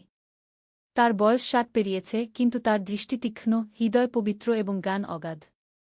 তার 3 ছেলে, বড় ছেলে মুসা, মেজ ছেলে হারুন এবং ছোট ছেলে সুলাইমান। মুসা ছিল একজন দক্ষ যোদ্ধা ও সেনাপতি। তার সুনাম ছড়িয়েছিল পুরো আন্দালুসিয়ায়। হারুন ছিল পণ্ডিত ও আলেম, আর সুলাইমান মাত্র 18 বছর বয়সী যুবক, কিন্তু তার অন্তরে ছিল গভীর ঈমান এবং প্রবল ইচ্ছাশক্তি। সেদিন ছিল জুমুয়ার দিন। ইমাম আবু ইউসুফ খুতবা দিচ্ছিলেন। হঠাৎ মসজিদের দরজায় একজন ঘোড়সওয়ার এসে হাজির। তার পোশাক ধুলাবালিতে ধূসর, মুখে ক্লান্তির ছাপ। ইয়া শেইখ, আমি কর্ডোবা থেকে এসেছি। খলিফার বার্তা নিয়ে এসেছি। ইমাম আবু ইউসুফ খুতবা শেষ করে নামাজ পড়ালেন। নামাজের পর বার্তাবাহক তার হাতে একটি সিলমোহর করা চিঠি দিল। চিঠি খুলে পড়তে শুরু করলেন। বিসমিল্লাহির রাহমানির রাহিম। প্রিয় ইমাম আবু ইউসুফ আল আন্দালুসি, আল্লাহর রহমতে ও তার অসীম কৃপায় আমরা জানতে পারলাম যে উত্তর সীমান্তে খ্রিস্টান রাজ্যগুলো একত্রিত হয়ে আমাদের মুসলিম ভূখণ্ডে আক্রমণের প্রস্তুতি নিচ্ছে। তাদের লক্ষ্য তোলেদো ও কর্ডোবা দখল করা। আপনার পুত্র মুসা আল ফাতেহর সাহসিকতা ও যুদ্ধকৌশল সম্পর্কে আমরা অবগত। তাকে তাৎক্ষণিকভাবে আমাদের মুজাহিদ বাহিনীতে যোগ দিতে বলুন। ওয়াল্লাহু আলাম। খলিফা আব্দুর রহমান ইবনে মুয়াবিয়া গি। ইমাম সাহেবের মুখ গম্ভীর হয়ে উঠল। তিনি জানতেন এই দিন একদিন আসবে। মুসলিম আন্দালুসিয়া আর খ্রিস্টান স্পেনের মধ্যে সংঘর্ষ অবশ্যম্ভাবী ছিল। সন্ধ্যার সময় পরিবারের সকলে একসাথে বসল। মুসা, হারুন আর সুলাইমান তাদের পিতার মুখের দিকে তাকিয়ে আছে। পুত্রেরা, ইমাম সাহেব শুরু করলেন, আল্লাহ তাআলা আমাদের পরীক্ষার সম্মুখীন করেছেন। দুশমনরা আমাদের মাতৃভূমিতে আক্রমণ করতে চায়। মুসা, খলিফা তোমাকে ডেকেছেন গু। মুসা তাৎক্ষণিক দাঁড়িয়ে গেল। পিতা, আমি প্রস্তুত। আল্লাহর রাস্তায় জিহাদ করা প্রত্যেক মুসলমানের দায়িত্ব। কিন্তু পিতা, সুলাইমান বলল, আমিও যেতে চাই। আমার বয়স হয়েছে গি। ইমাম সাহেব মাথা নাড়লেন। তুমি এখনো অল্প বয়সী, বাছা। তোমার জায়গা এখানে, গ্রামের মানুষদের সাথে গি। সুলাইমানের চোখে অসন্তুষ্টির ছাপ। সে ভাবল, আমিও তো একজন মুসলমান। আমারও তো হক আছে আল্লাহর রাস্তায় সংগ্রাম করার। পরের দিন ভোরে মুসা রওনা হল কর্ডোবার উদ্দেশ্যে। পুরো গ্রাম তাকে বিদায় জানাল। মায়েরা দোয়া পড়ল, বাচ্চারা তার ঘোড়ার পিছে পিছে দৌড়াল। আল্লাহ তোমার হেফাজত করুন, মুসা, ইমাম সাহেব আবেগপ্রবণ কণ্ঠে বললেন। মনে রেখো, জিহাদের আসল অর্থ হল আল্লাহর সন্তুষ্টি অর্জন। যুদ্ধ করবে ন্যায়ের পক্ষে, নিরীহ মানুষের ক্ষতি করবে না গি। মুসা তার পিতার হাতে চুমু খেয়ে বলল, ইনশাআল্লাহ পিতা। আমি আমার দিন ও দেশের জন্য জীবন দিতে প্রস্তুত গ। দ্বিতীয় অধ্যায়, কর্ডোবার প্রস্তুতি। কর্ডোবায় পৌঁছে মুসা দেখল পুরো শহর যুদ্ধের প্রস্তুতিতে ব্যস্ত। রাস্তায় সৈন্যরা মার্চ করছে, অস্ত্রাগারে কামার তরবারি তৈরি করছে, মসজিদগুলোতে মুজাহিদদের জন্য বিশেষ দোয়া হচ্ছে। খলিফা আব্দুর রহমানের দরবারে হাজির হতেই তিনি মুসাকে স্বাগত জানালেন। আহলান ওয়া শাহলান, মুসা আল ফাতেহ। তোমার সুনাম আমার কানে পৌঁছেছে। আল্লাহ তোমাকে দিয়ে আমাদের বিজয় দান করবেন গু। মুসা আদবের সাথে সেজদায় গেল। ইয়া আমিরুল মুমিনিন, আমি আপনার খাদেম। আপনার যে আদেশ গু। খলিফা তাকে সেনাবাহিনীর বিস্তারিত পরিস্থিতি জানালেন। খ্রিস্টান জোট প্রায় 50,000 সৈন্য নিয়ে আসছে। তাদের লক্ষ্য প্রথমে তোলেদো দখল করা, তারপর কর্ডোবা আক্রমণ করা। আমাদের কাছে 30,000 সৈন্য আছে, খলিফা বললেন। সংখ্যায় কম, কিন্তু আল্লাহর উপর ভরসা আছে গু। মুসা জানত সংখ্যাধিক্য যুদ্ধে সব সময় বিজয়ের নিশ্চয়তা দেয় না। বদরের যুদ্ধে মুসলমানরা ছিল মাত্র 314 জন, আর মুশরিকরা ছিল 1000-এর বেশি। কিন্তু আল্লাহর সাহায্যে মুসলমানরা বিজয়ী হয়েছিল। খলিফা তাকে একটি বিশেষ দায়িত্ব দিলেন। মুসা, তুমি আমার অশ্বারোহী বাহিনীর সেনাপতি। তোমার নেতৃত্বে 5,000 ঘোড়সওয়ার থাকবে গি। পরের কয়েকদিন মুসা তার সৈন্যদের প্রশিক্ষণ দিল। সে তাদের শুধু যুদ্ধের কৌশল শেখাল না, বরং ইসলামিক যুদ্ধনীতিও শেখাল। মনে রেখো, সে তার সৈন্যদের বলল, আমরা আল্লাহর রাস্তায় লড়ছি। কোনো নিরীহ মানুষ, কোনো বৃদ্ধ, কোনো নারী শিশুকে ক্ষতি করব না। কোনো গাছ কাটব না, কোনো ফসল নষ্ট করব না। আমাদের লড়াই শুধু যোদ্ধাদের সাথে গু। একজন তরুণ সৈন্য হাত তুলল। সেনাপতি সাহেব, কিন্তু দুশমনরা তো আমাদের সাথে এমন নরম ব্যবহার করবে না গি। মুসা গম্ভীর হয়ে বলল, আমিন, আমরা তাদের মতো হব না। আমরা মুসলমান। আমাদের নবী শাহ আমাদের যে আদর্শ দিয়েছেন সেই পথেই চলব। যুদ্ধেও আমাদের আখলাক থাকতে হবে গি। সৈন্যরা তাদের সেনাপতির কথায় মুগ্ধ হল। তারা বুঝতে পারল, তারা শুধু একজন দক্ষ যোদ্ধার অধীনে নেই, বরং একজন সত্যিকারের মুমিনের নেতৃত্বে আছে। তৃতীয় অধ্যায়, দার আল হিকমাহর চ্যালেঞ্জ। এদিকে দার আল হিকমাহ গ্রামে সুলাইমান অস্থির হয়ে ঘুরে বেড়াচ্ছে। তার মন পড়ে নেই পড়াশোনায়। সে শুধু ভাবে, তার ভাই মুসা এখন কোথায়, কেমন আছে। একদিন সকালে গ্রামে একজন পথিক এল। সে খুব ক্লান্ত ও আহত অবস্থায়। গ্রামবাসীরা তার সেবা শুশ্রূষা করল। ভাই, তুমি কোথা থেকে আসছ? ইমাম সাহেব জিজ্ঞেস করলেন। জি শেইখ, আমি তোলেদো থেকে আসছি। খুব খারাপ খবর নিয়ে এসেছি। পথিকের কণ্ঠ কাঁপছে। খ্রিস্টান বাহিনী তোলেদো অবরোধ করেছে। শহরের মুসলমানদের অবস্থা খুবই খারাপ। খাবারের অভাব, ওষুধের অভাব। এই কথা শুনে গ্রামের মানুষদের মুখ বিষণ্ণ হয়ে গেল। সুলাইমানের চোখে পানি এসে গেল। তোলেদোর কি কোনো সাহায্য আসছে না? হারুন জিজ্ঞেস করল। খলিফার বাহিনী আসার কথা, কিন্তু সময় লাগবে। এরই মধ্যে পথিক আর বলতে পারল না। ইমাম সাহেব দীর্ঘশ্বাস ফেলে বললেন, আল্লাহই ভালো জানেন। আমরা দোয়া করতে পারি। সেই রাতে সুলাইমান ঘুমাতে পারল না। সে বারবার ভাবছে তোলেদোর মুসলিম ভাইবোনদের কথা। তারা অসহায় অবস্থায় আছে, আর সে এখানে নিরাপদে বসে আছে। ফজরের নামাজের পর সুলাইমান তার পিতার কাছে গেল। পিতা, আমি একটা কাজ করতে চাই। কি কাজ, বাছা? আমি তোলেদো যেতে চাই। সেখানকার মুসলমানদের সাহায্য করতে চাই। ইমাম সাহেব চমকে উঠলেন। কি বলছ, সুলাইমান? তোলেদো এখন অবরুদ্ধ। সেখানে যাওয়া মানে মৃত্যুর মুখে ঝাঁপিয়ে পড়া। পিতা, সুলাইমানের কণ্ঠ দৃঢ়। আল্লাহ বলেছেন, যে ব্যক্তি একটি প্রাণ বাঁচাল, সে যেন পুরো মানবজাতিকে বাঁচাল। আমি জানি আমি একা বেশি কিছু করতে পারব না, কিন্তু আমার চেষ্টা করা উচিত। ইমাম সাহেব তার ছেলের মুখের দিকে তাকিয়ে দেখলেন দৃঢ়তা। এই একই দৃঢ়তা তিনি দেখেছিলেন মুসার চোখেও। কিন্তু তুমি একা যাবে কিভাবে? তুমি তো যোদ্ধা নও। পিতা, আমি অস্ত্র নিয়ে যাব না। আমি নিয়ে যাব ওষুধ, খাবার। আমি ডাক্তারি শিক্ষা নিয়েছি আপনার কাছে। হয়তো আহত মানুষদের সেবা করতে পারব। ইমাম সাহেব দীর্ঘক্ষণ চুপ থাকলেন। তারপর বললেন, তুমি যদি একান্তই যেতে চাও, তাহলে একা যাবে না। কিছু স্বেচ্ছাসেবক নিয়ে যাবে। সুলাইমানের মুখ উজ্জ্বল হয়ে উঠল। জায়কাল্লাহু খায়রান, পিতা। চতুর্থ অধ্যায়, রহস্যময় মিশন। পরের দিন সকালে সুলাইমান গ্রামের যুবকদের ডাকল। 10 জন যুবক তার সাথে যেতে রাজি হল। তাদের মধ্যে ছিল তার সবচেয়ে কাছের বন্ধু আহমদ, ইব্রাহিম, উমর এবং অন্যরা। ভাইয়েরা, সুলাইমান তাদের সামনে দাঁড়িয়ে বলল, আমরা যে কাজে যাচ্ছি সেটা খুবই কঠিন ও বিপজ্জনক। কেউ যদি মন বদলাতে চাও, এখনই বলো। কেউ পিছু হটল না। সবাই একসাথে বলল, আমরা তোমার সাথে আছি, সুলাইমান। ইমাম সাহেব তাদের সবার জন্য দোয়া করলেন। হারুন তাদের ওষুধপত্র ও খাবারের ব্যবস্থা করল। গ্রামের মহিলারা তাদের জন্য খাবার রান্না করে দিল। দলটি সূর্যাস্তের সময় রওনা হল। তাদের পরিকল্পনা ছিল রাতের আধারে চলা, দিনের বেলা লুকিয়ে থাকা। 3 দিনের কঠিন যাত্রার পর তারা তোলেদোর কাছে পৌঁছল। দূর থেকে দেখতে পেল পুরো শহর ঘিরে রেখেছে খ্রিস্টান সৈন্যরা। শহরের ভেতর থেকে মাঝে মাঝে আগুনের আলো দেখা যাচ্ছে। আল্লাহ! কি অবস্থা? আহমদ আতঙ্কিত কণ্ঠে বলল। ধৈর্য রাখো, সুলাইমান শান্ত গলায় বলল। আমাদের পরিকল্পনা অনুযায়ী কাজ করতে হবে গু। তারা শহরের পূর্ব দিকে একটি পাহাড়ি টিলার আড়ালে লুকাল। সেখান থেকে নিরাপদে শত্রু শিবিরের গতিবিধি লক্ষ্য করতে লাগল। সুলাইমান ইব্রাহিম চিন্তিত গলায় বলল, এত পাহারা, আমরা ভেতরে ঢুকব কিভাবে? সুলাইমান একটি পুরনো মানচিত্র বের করল। দেখো, এখানে শহরের দক্ষিণ দিকে একটা পুরনো নর্দমার পথ আছে। সেটা দিয়ে হয়তো ভেতরে ঢোকা যাবে। কিন্তু সেটা তো খুবই ঝুঁকিপূর্ণ, উমর বলল। জানি, কিন্তু আমাদের কোনো বিকল্প নেই গি।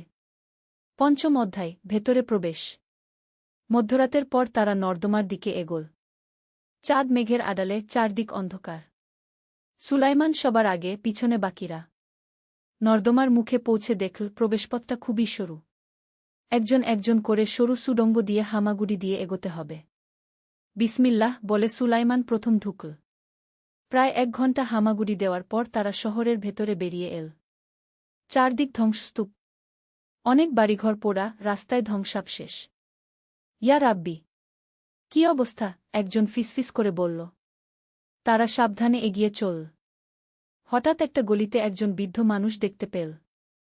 সে খুবই দুর্বল, হাঁটতে পারছে না। সুলাইমান তার কাছে গেল। আসসালামু আলাইকুম চাচাগু। বৃদ্ধ চমকে উঠল। ওয়া আলাইকুমুসসালাম। তোমরা কারা? এখানে এলে কিভাবে? আমরা দার আল হিকমাহ গ্রাম থেকে এসেছি। আপনাদের সাহায্য করতে এসেছি। বৃদ্ধের চোখে পানি এসে গেল। আল্লাহর রহমত! তোমরা এত বিপদের মধ্যে এলে। চাচা, এখানে আহত মানুষরা কোথায়? মসজিদে জমা হয়েছে সবাই। ইমাম সাহেব সবার সেবা করার চেষ্টা করছেন, কিন্তু ওষুধ নেই, খাবার নেই গু। তারা বৃদ্ধকে কাঁধে নিয়ে মসজিদের দিকে এগোল। মসজিদে পৌঁছে দেখল ভয়াবহ দৃশ্য। অসংখ্য আহত মানুষ, তাদের মধ্যে নারী, শিশু, বৃদ্ধ। সবার মুখে কষ্টের ছাপ। মসজিদের ইমাম দেখতে পেয়ে কাছে এলেন। আপনারা কারা? সুলাইমান পরিচয় দিল। ইমাম সাহেব খুশি হয়ে বললেন, আল্লাহ আপনাদের পাঠিয়েছেন। আমরা খুবই অসহায় অবস্থায় আছি। সুলাইমান ও তার সাথীরা তাৎক্ষণিকভাবে কাজে লেগে গেল। তারা আহতদের ক্ষত পরিষ্কার করল, ওষুধ লাগাল, খাবার দিল। ডাক্তার সাহেব, একজন মা কাঁদতে কাঁদতে বলল, আমার ছেলেটার খুব জ্বর। কিছু করুন। সুলাইমান শিশুটিকে দেখল। গুরুতর অসুখ। সে তার ব্যাগ থেকে ওষুধ বের করে শিশুটিকে দিল। ইনশাআল্লাহ ভালো হয়ে যাবে, কিন্তু নিয়মিত ওষুধ দিতে হবে গু। এভাবে পুরো রাত তারা মানুষদের সেবা করল। ভোর হতে না হতেই তাদের লুকিয়ে থাকতে হল। 6ষ্ঠ অধ্যায়, অপ্রত্যাশিত মুখোমুখি। দিনের বেলা তারা মসজিদের বেসমেন্টে লুকিয়ে থাকল। সন্ধ্যা হতেই আবার সেবার কাজে লেগে গেল। এভাবে 3 দিন কাটল। 4র্থ দিনে একটা বিপজ্জনক ঘটনা ঘটল। সুলাইমান একটি আহত যুবকের চিকিৎসা করছিল, হঠাৎ সেই যুবক তার হাত ধরল। ডাক্তার সাহেব, আপনি কি মুসা আল ফাতেহকে চেনেন? সুলাইমান চমকে উঠল। কেন? তুমি তাকে চেনো? জি, আমি কর্ডোবার সৈন্য। যুদ্ধে আহত হয়ে এখানে আটকে পড়েছি। মুসা সাহেব আমাদের সেনাপতি গু। সুলাইমানের বুক ধরফট করতে লাগল। সে কেমন আছে? আল্লাহর রহমতে ভালো আছেন। কিন্তু যুবকটি থামল। কিন্তু কি? আমাদের পরিস্থিতি খুবই খারাপ। খ্রিস্টান বাহিনী আমাদের চেয়ে অনেক বড়। আমাদের খাবার ও অস্ত্রের অভাব। সুলাইমান গভীর চিন্তায় পড়ে গেল। তার ভাই মুসা বিপদে আছে, এদিকে তোলেদোর মুসলমানরাও অসহায়। পরের দিন রাতে একটা ঘটনা ঘটল যা সবকিছু বদলে দিল। সুলাইমান যখন একটি আহত শিশুর সেবা করছিল, হঠাৎ মসজিদের দরজায় কিছু লোকের পদশব্দ শোনা গেল। কেউ আছো? আমরা সাহায্য চাই। ইমাম সাহেব দরজার কাছে গিয়ে দেখলেন 3 জন খ্রিস্টান সৈন্য। তাদের একজন খুবই আহত অবস্থায়। ইমাম সাহেব দ্বিধায় পড়লেন। এরা তো শত্রু সৈন্য। কিন্তু ইসলামে বলা হয়েছে আহত মানুষের সেবা করতে হবে, সে যে ধর্মেরই হোক। ভেতরে আসুন, ইমাম সাহেব বললেন। সুলাইমান এগিয়ে এল।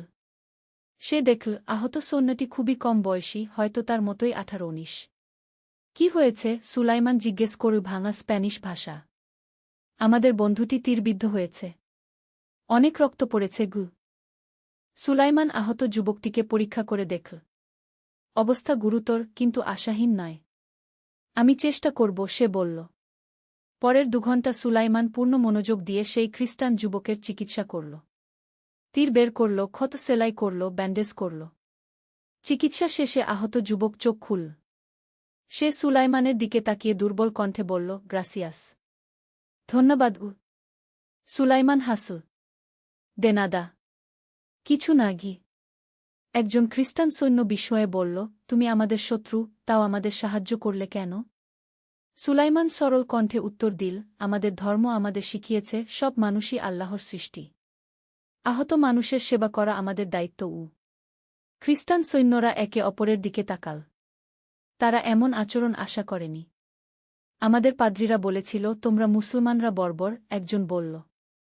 কিন্তু তুমি সব ধর্মেই ভালো মানুষ আছে, খারাপ মানুষও আছে, সুলাইমান বলল। আমরা শুধু আমাদের বিশ্বাস অনুযায়ী কাজ করার চেষ্টা করি। 7ম অধ্যায়, অপ্রত্যাশিত জোট। 3 জন খ্রিস্টান সৈন্য চলে যাওয়ার সময় আহত যুবকটি সুলাইমানের হাত ধরল। আমার নাম রদ্রিগো। আমি তোমার এই উপকার ভুলব না গি। আমার নাম সুলাইমান। তুমি সুস্থ হয়ে ওঠো, এটাই যথেষ্ট। পরের দিন একটা আশ্চর্য ঘটনা ঘটল। রদ্রিগো একা ফিরে এল মসজিদে। তার সাথে নিয়ে এসেছিল খাবার ও ওষুধ। এগুলো আমাদের শিবির থেকে নিয়ে এসেছি, সে বলল। তোমাদের জন্য। সুলাইমান অবাক হয়ে গেল। কেন? তোমার তো ঝুঁকি গি। তুমি আমার জীবন বাঁচিয়েছ। এটা আমার ঋণ শোধের ছোট্ট চেষ্টা গু। রদ্রিগো আরও জানাল, আমি আমার কমান্ডারের সাথে কথা বলেছি। তিনি রাজি হয়েছেন যে যদি তোলেদো আত্মসমর্পণ করে তাহলে নিরীহ নাগরিকদের ক্ষতি করা হবে না গু। সুলাইমানের মনে একটা পরিকল্পনা এল। রদ্রিগো, আমি তোমার সাথে একটা চুক্তির প্রস্তাব করি গি। কি ধরনের চুক্তি? তোলেদোর নিরীহ মানুষদের নিরাপদে বের করে নেওয়ার ব্যবস্থা করো। বিনিময়ে আমরা শহর ছেড়ে দেব গু। রদ্রিগো চিন্তা করল। এটা সম্ভব হতে পারে।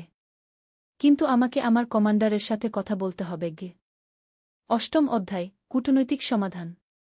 পরের দিন রদ্রিগো তার কমান্ডার ক্যাপ্টেন আলভারোকে নিয়ে এল। ক্যাপ্টেন আলভারো ছিলেন একজন অভিজ্ঞ সৈন্য, কিন্তু নিষ্ঠুর নয়। তুমিই সেই মুসলিম ডাক্তার? তিনি সুলাইমানকে জিজ্ঞেস করলেন। জিউ। রদ্রিগো আমাকে তোমার কথা বলেছে। তুমি তার জীবন বাঁচিয়েছ। সুলাইমান বিনয়ের সাথে বলল, আমি শুধু আমার দায়িত্ব পালন করেছি। ক্যাপ্টেন আলভারো প্রস্তাবটি শুনলেন। তিনি বললেন, তোমার প্রস্তাব যুক্তিসঙ্গত। কিন্তু একটা শর্ত আছে গি। কি শর্ত? তোলেদোর সব অস্ত্র আমাদের হাতে তুলে দিতে হবে। আর যেসব যোদ্ধা আছে তাদের বন্দী হিসেবে থাকতে হবে। সুলাইমান মনে মনে হিসাব করল। এই শর্ত মেনে নিলে অন্তত নিরীহ মানুষগুলো বেঁচে যাবে। আমাকে আমাদের লোকদের সাথে পরামর্শ করতে হবে, সে বলল। ইমাম সাহেবের সাথে আলোচনার পর তারা সিদ্ধান্ত নিল প্রস্তাব মেনে নেওয়ার। নিরীহ মানুষদের জীবন রক্ষাই সবচেয়ে গুরুত্বপূর্ণ। পরের দিন একটা অস্থায়ী যুদ্ধবিরতি ঘোষণা করা হল। তোলেদোর নিরীহ নাগরিকরা শহর ছেড়ে বেরিয়ে যেতে শুরু করল। সুলাইমান ও তার সাথীরাও মানুষদের সাথে বেরিয়ে এল। কিন্তু তাদের মন খুব ভারী। তারা তোলেদো বাঁচাতে পারেনি। সুলাইমান, রদ্রিগো তাকে ডাকল। আমি তোমাকে একটা গোপন খবর দিতে চাই। কি খবর? আমাদের প্রধান সেনাপতি পরিকল্পনা করছেন কর্ডোবা আক্রমণের। তোমার ভাইয়ের বাহিনী যেখানে আছে সেখানে আক্রমণ হবে গে। সুলাইমানের মাথায় বজ্রপাত হল। মুসা বিপদে। 9ম অধ্যায়, জরুরি বার্তা। সুলাইমান তাৎক্ষণিকভাবে সিদ্ধান্ত নিল। তাকে যত তাড়াতাড়ি সম্ভব মুসার কাছে পৌঁছাতে হবে। রদ্রিগো, তুমি আমাকে এই খবর দিলে কেন? রদ্রিগো গম্ভীর হয়ে বলল, তুমি আমার জীবন বাঁচিয়েছ। আর আমি বুঝেছি যুদ্ধ কোনো সমাধান নয়। শুধু রক্তপাত আর ধ্বংস। তুমি কি জানো কখন আক্রমণ হবে? 3 দিন পর। নতুন চাঁদের রাতে গু। সুলাইমান তার সাথীদের ডাকল। আমাদের এক্ষুনি রওনা হতে হবে। মুসা ভাই বিপদে ঘি। তারা রাতের আধারেই যাত্রা শুরু করল। এবার তাদের সাথে ছিল তোলেদোর কিছু উদ্বাস্তু মানুষ। 3 দিন 3 রাতের অক্লান্ত যাত্রার পর তারা মুসলিম বাহিনীর ক্যাম্পের কাছে পৌঁছল। কে ওখানে? সেন্ট্রি চ্যালেঞ্জ করল। আমি সুলাইমান ইবনে আবু ইউসুফ, মুসা আল ফাতেহর ভাই। জরুরি খবর নিয়ে এসেছি। সেন্ট্রি তাকে চিনত। তাৎক্ষণিকভাবে মুসার তাঁবুতে নিয়ে গেল। মুসা তার ছোট ভাইকে দেখে অবাক হয়ে গেল। সুলাইমান, তুমি এখানে কি করছ? সুলাইমান সব ঘটনা খুলে বলল। তোলেদোর অবস্থা, রদ্রিগোর সাথে সাক্ষাৎ এবং সবচেয়ে গুরুত্বপূর্ণ আসন্ন আক্রমণের খবর। মুসার মুখ গম্ভীর হয়ে উঠল। আজই রাতে আক্রমণ হবে মানে? হ্যাঁ, আর তাদের একটা বিশেষ পরিকল্পনা আছে। তারা আমাদের পানির উৎস বিষিয়ে দেওয়ার চেষ্টা করবে। মুসা তাৎক্ষণিকভাবে তার অফিসারদের জরুরি সভায় ডাকল। 10ম অধ্যায়, প্রতিরক্ষার প্রস্তুতি। ভাইয়েরা, মুসা তার অফিসারদের বলল, আমরা একটা গুরুত্বপূর্ণ গোয়েন্দা তথ্য পেয়েছি। আজ রাতেই শত্রুরা আক্রমণ করবে। সবাই চোখ পাঁচড়ে গেল। তারা তো কোনো প্রস্তুতি নেয়নি। কিন্তু সেনাপতি সাহেব, আমাদের সৈন্যরা ক্লান্ত। অনেক দিনের যাত্রায় তারা দুর্বল। মুসা দৃঢ় কণ্ঠে বলল, আল্লাহর উপর ভরসা রাখো। ক্লান্ত হলেও আমরা মুজাহিদ। আমাদের শক্তি আসে ঈমান থেকে। তিনি দ্রুত প্রতিরক্ষার ব্যবস্থা করলেন। পানির উৎসগুলোতে বিশেষ পাহারা, চারদিকে গোপন সেন্ট্রি এবং একটা পাল্টা আক্রমণের পরিকল্পনা। সুলাইমান বলল, ভাই, আমিও লড়তে চাই। মুসা তার ছোট ভাইয়ের দিকে তাকাল। তুমি ইতিমধ্যে অনেক বড় কাজ করেছ। তোমার তথ্যের জন্য আমরা প্রস্তুতি নিতে পেরেছি। কিন্তু আমি নিরাপদ জায়গায় বসে থাকতে পারব না। মুসা একটু ভাবল। তারপর বলল, ঠিক আছে। তুমি আমাদের মেডিকেল টিমের সাথে থাকবে। আহত সৈন্যদের সেবা করবে। রাতের প্রথম প্রহরে সব শান্ত ছিল। কিন্তু মধ্যরাতের পর একটা অদ্ভুত শব্দ শোনা গেল। মাটির নিচ থেকে আসছে। সেনাপতি সাহেব, একজন সেন্ট্রি দৌড়ে এল। শত্রুরা মাটির নিচ দিয়ে সুডঙ্গ খুঁড়ে আসছে। মুসা তাৎক্ষণিকভাবে পাল্টা ব্যবস্থা নিল। আগুন জ্বালাও। সুডঙ্গের মুখে ধোঁয়া পাঠাও। একটা তুমুল লড়াই শুরু হল। চারদিক থেকে খ্রিস্টান সৈন্যরা আক্রমণ করল। তীর, তরবারি, বর্ষার শব্দে আকাশ-বাতাস কেঁপে উঠল। 11 অধ্যায়, বিজয়ের রাত। যুদ্ধ চলল পুরো রাত জুড়ে। মুসার বাহিনী দুর্দান্ত সাহসিকতার সাথে লড়ল। তারা জানত তারা শুধু নিজেদের জন্য নয়, পুরো মুসলিম আন্দালুসিয়ার জন্য লড়ছে। সুলাইমান আহত সৈন্যদের সেবা করতে করতে দেখল, যুদ্ধক্ষেত্রের এক কোণে কিছু খ্রিস্টান সৈন্যও আহত হয়ে পড়ে আছে। একটা দ্বিধা তৈরি হল তার মনে। এরা তো শত্রু, কিন্তু এরাও তো মানুষ। আল্লাহ, আমাকে সঠিক পথ দেখাও, সে মনে মনে দোয়া করল। তারপর সিদ্ধান্ত নিল। সে আহত খ্রিস্টান সৈন্যদের কাছেও গেল। তাদের ক্ষত পরিষ্কার করল, প্রাথমিক চিকিৎসা দিল। একজন খ্রিস্টান সৈন্য অবাক হয়ে জিজ্ঞেস করল, তুমি আমাদের শত্রু, তাও সাহায্য করছ কেন? সুলাইমান সেই একই উত্তর দিল যা সে তোলেদোতে দিয়েছিল। আমাদের ধর্ম আমাদের শিখিয়েছে মানুষের সেবা করতে। ভোরের আলো ফুটতে না ফুটতে খ্রিস্টান বাহিনী পিছু হটতে শুরু করল। তারা বুঝতে পারল, মুসলিম বাহিনী তাদের চেয়ে ভালো প্রস্তুত। মুসা বিজয়ের ঘোষণা দিল। আলহামদুলিল্লাহ, আল্লাহ আমাদের বিজয় দান করেছেন। সৈন্যরা আনন্দে তকবীর দিতে লাগল। আল্লাহু আকবার, আল্লাহু আকবার। 10 অধ্যায়, অপ্রত্যাশিত সাক্ষাৎ। বিজয়ের পর মুসা তার ছোট ভাইকে ডাকল। সুলাইমান, তুমি আজ দারুণ কাজ করেছ। শুধু আমাদের সৈন্যদের নয়, শত্রুদেরও সেবা করেছ। ভাই, আমি শুধু আল্লাহর সন্তুষ্টির জন্য করেছি। এটাই ইসলামের প্রকৃত শিক্ষা। তুমি আজ একজন সত্যিকারের মুজাহিদের পরিচয় দিয়েছ। হঠাৎ একজন সৈন্য এসে খবর দিল, সেনাপতি সাহেব, শত্রু বাহিনীর পক্ষ থেকে একজন দূত এসেছেন। তিনি আপনার সাথে কথা বলতে চান। মুসা ভাবল, যুদ্ধ তো শেষ। এখন কি চায় তারা? দূতকে নিয়ে আসা হল। দেখা গেল সেই রদ্রিগো। সুলাইমান তাকে দেখে অবাক হয়ে গেল। রদ্রিগো, তুমি এখানে? হ্যালো সুলাইমান, আমি একটা গুরুত্বপূর্ণ প্রস্তাব নিয়ে এসেছি। মুসা বুঝতে পারল, এই খ্রিস্টান যুবক তার ভাইদের পরিচিত। রদ্রিগো বলল, আমাদের কমান্ডার ইন চিফ আলোচনার জন্য একটা সভার আয়োজন করতে চান। তিনি মনে করেন এই যুদ্ধ চালিয়ে যাওয়ার কোনো মানে নেই। মুসা ভাবল, এটা একটা সুযোগ হতে পারে। কি ধরনের আলোচনা? একটা শান্তি চুক্তি। দুই পক্ষই নিজ নিজ এলাকায় থাকবে। একে অপরের উপর আক্রমণ করবে না। ত্রয়োদশ অধ্যায় শান্তির আলোচনা। পরের দিন একটা নিরপেক্ষ জায়গায় শান্তি আলোচনার সভা বসল। খ্রিস্টান পক্ষ থেকে তাদের প্রধান সেনাপতি কাউন্ট রামন আর মুসলিম পক্ষ থেকে মুসা আল ফাতেহ। সুলাইমানও সেখানে উপস্থিত ছিল অনুবাদক হিসেবে। কাউন্ট রামন ছিলেন একজন অভিজ্ঞ যোদ্ধা ও কূটনীতিক। তিনি বললেন, আমি স্বীকার করি, আপনাদের সাথে লড়াই করে আমরা কোনো লাভবান হইনি। আপনাদের সৈন্যরা বীর যোদ্ধাগু। মুসা বিনয়ের সাথে বলল, আমরাও চাই না অয়থা রক্তপাত হোক। আমাদের লক্ষ্য শান্তিতে বাস করা। তাহলে আমাদের প্রস্তাব এই, কাউন্ট রামন বলল, আমরা একটা সীমানা নির্ধারণ করি। সেই সীমানার উত্তরে আমাদের এলাকা, দক্ষিণে আপনাদের এলাকা। শর্ত কি?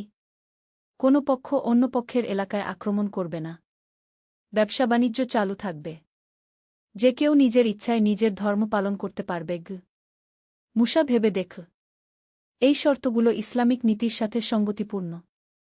আমি এই প্রস্তাব বিবেচনা করব, মুসা বলল। কিন্তু আমাকে খলিফার সাথে পরামর্শ করতে হবে। অবশ্যই। আমরা 3 দিন অপেক্ষা করব। সভা শেষ হওয়ার সময় কাউন্ট রামন সুলাইমানের কাছে এলেন। আমি শুনেছি তুমি আমাদের আহত সৈন্যদেরও সেবা করেছ। সুলাইমান মাথা নিচু করে বলল, আমি শুধু আমার বিবেক অনুসরণ করেছি। এটাই প্রকৃত মানবতা। তুমি আমার শ্রদ্ধা অর্জন করেছ। চতুর্দশ অধ্যায় খলিফার সিদ্ধান্ত। মুসা দ্রুত কর্ডোবায় ফিরে গেল খলিফার সাথে আলোচনা করতে। সুলাইমান রয়ে গেল ক্যাম্পে। খলিফা আব্দুর রহমান পুরো পরিস্থিতি শুনে বললেন, মুসা, তুমি ঠিকই করেছ। ইসলাম শান্তিকে যুদ্ধের চেয়ে অগ্রাধিকার দেয়া। যদি তারা সত্যিকারের শান্তি চায়, আমাদের তা গ্রহণ করা উচিত। কিন্তু ইয়া আমিরুল মুমিনিন, তাদের উপর ভরসা করা যায় কি? সেটা সময় বলবে। তবে আমরা সতর্ক থাকব। চুক্তি করব, কিন্তু নিরাপত্তার ব্যবস্থাও রাখব। খলিফা একটি বিশেষ শর্ত যোগ করলেন।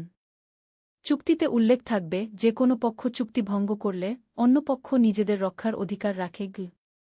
3 দিন পর আবার শান্তি আলোচনা বসল। এবার চূড়ান্ত চুক্তি স্বাক্ষরের জন্য।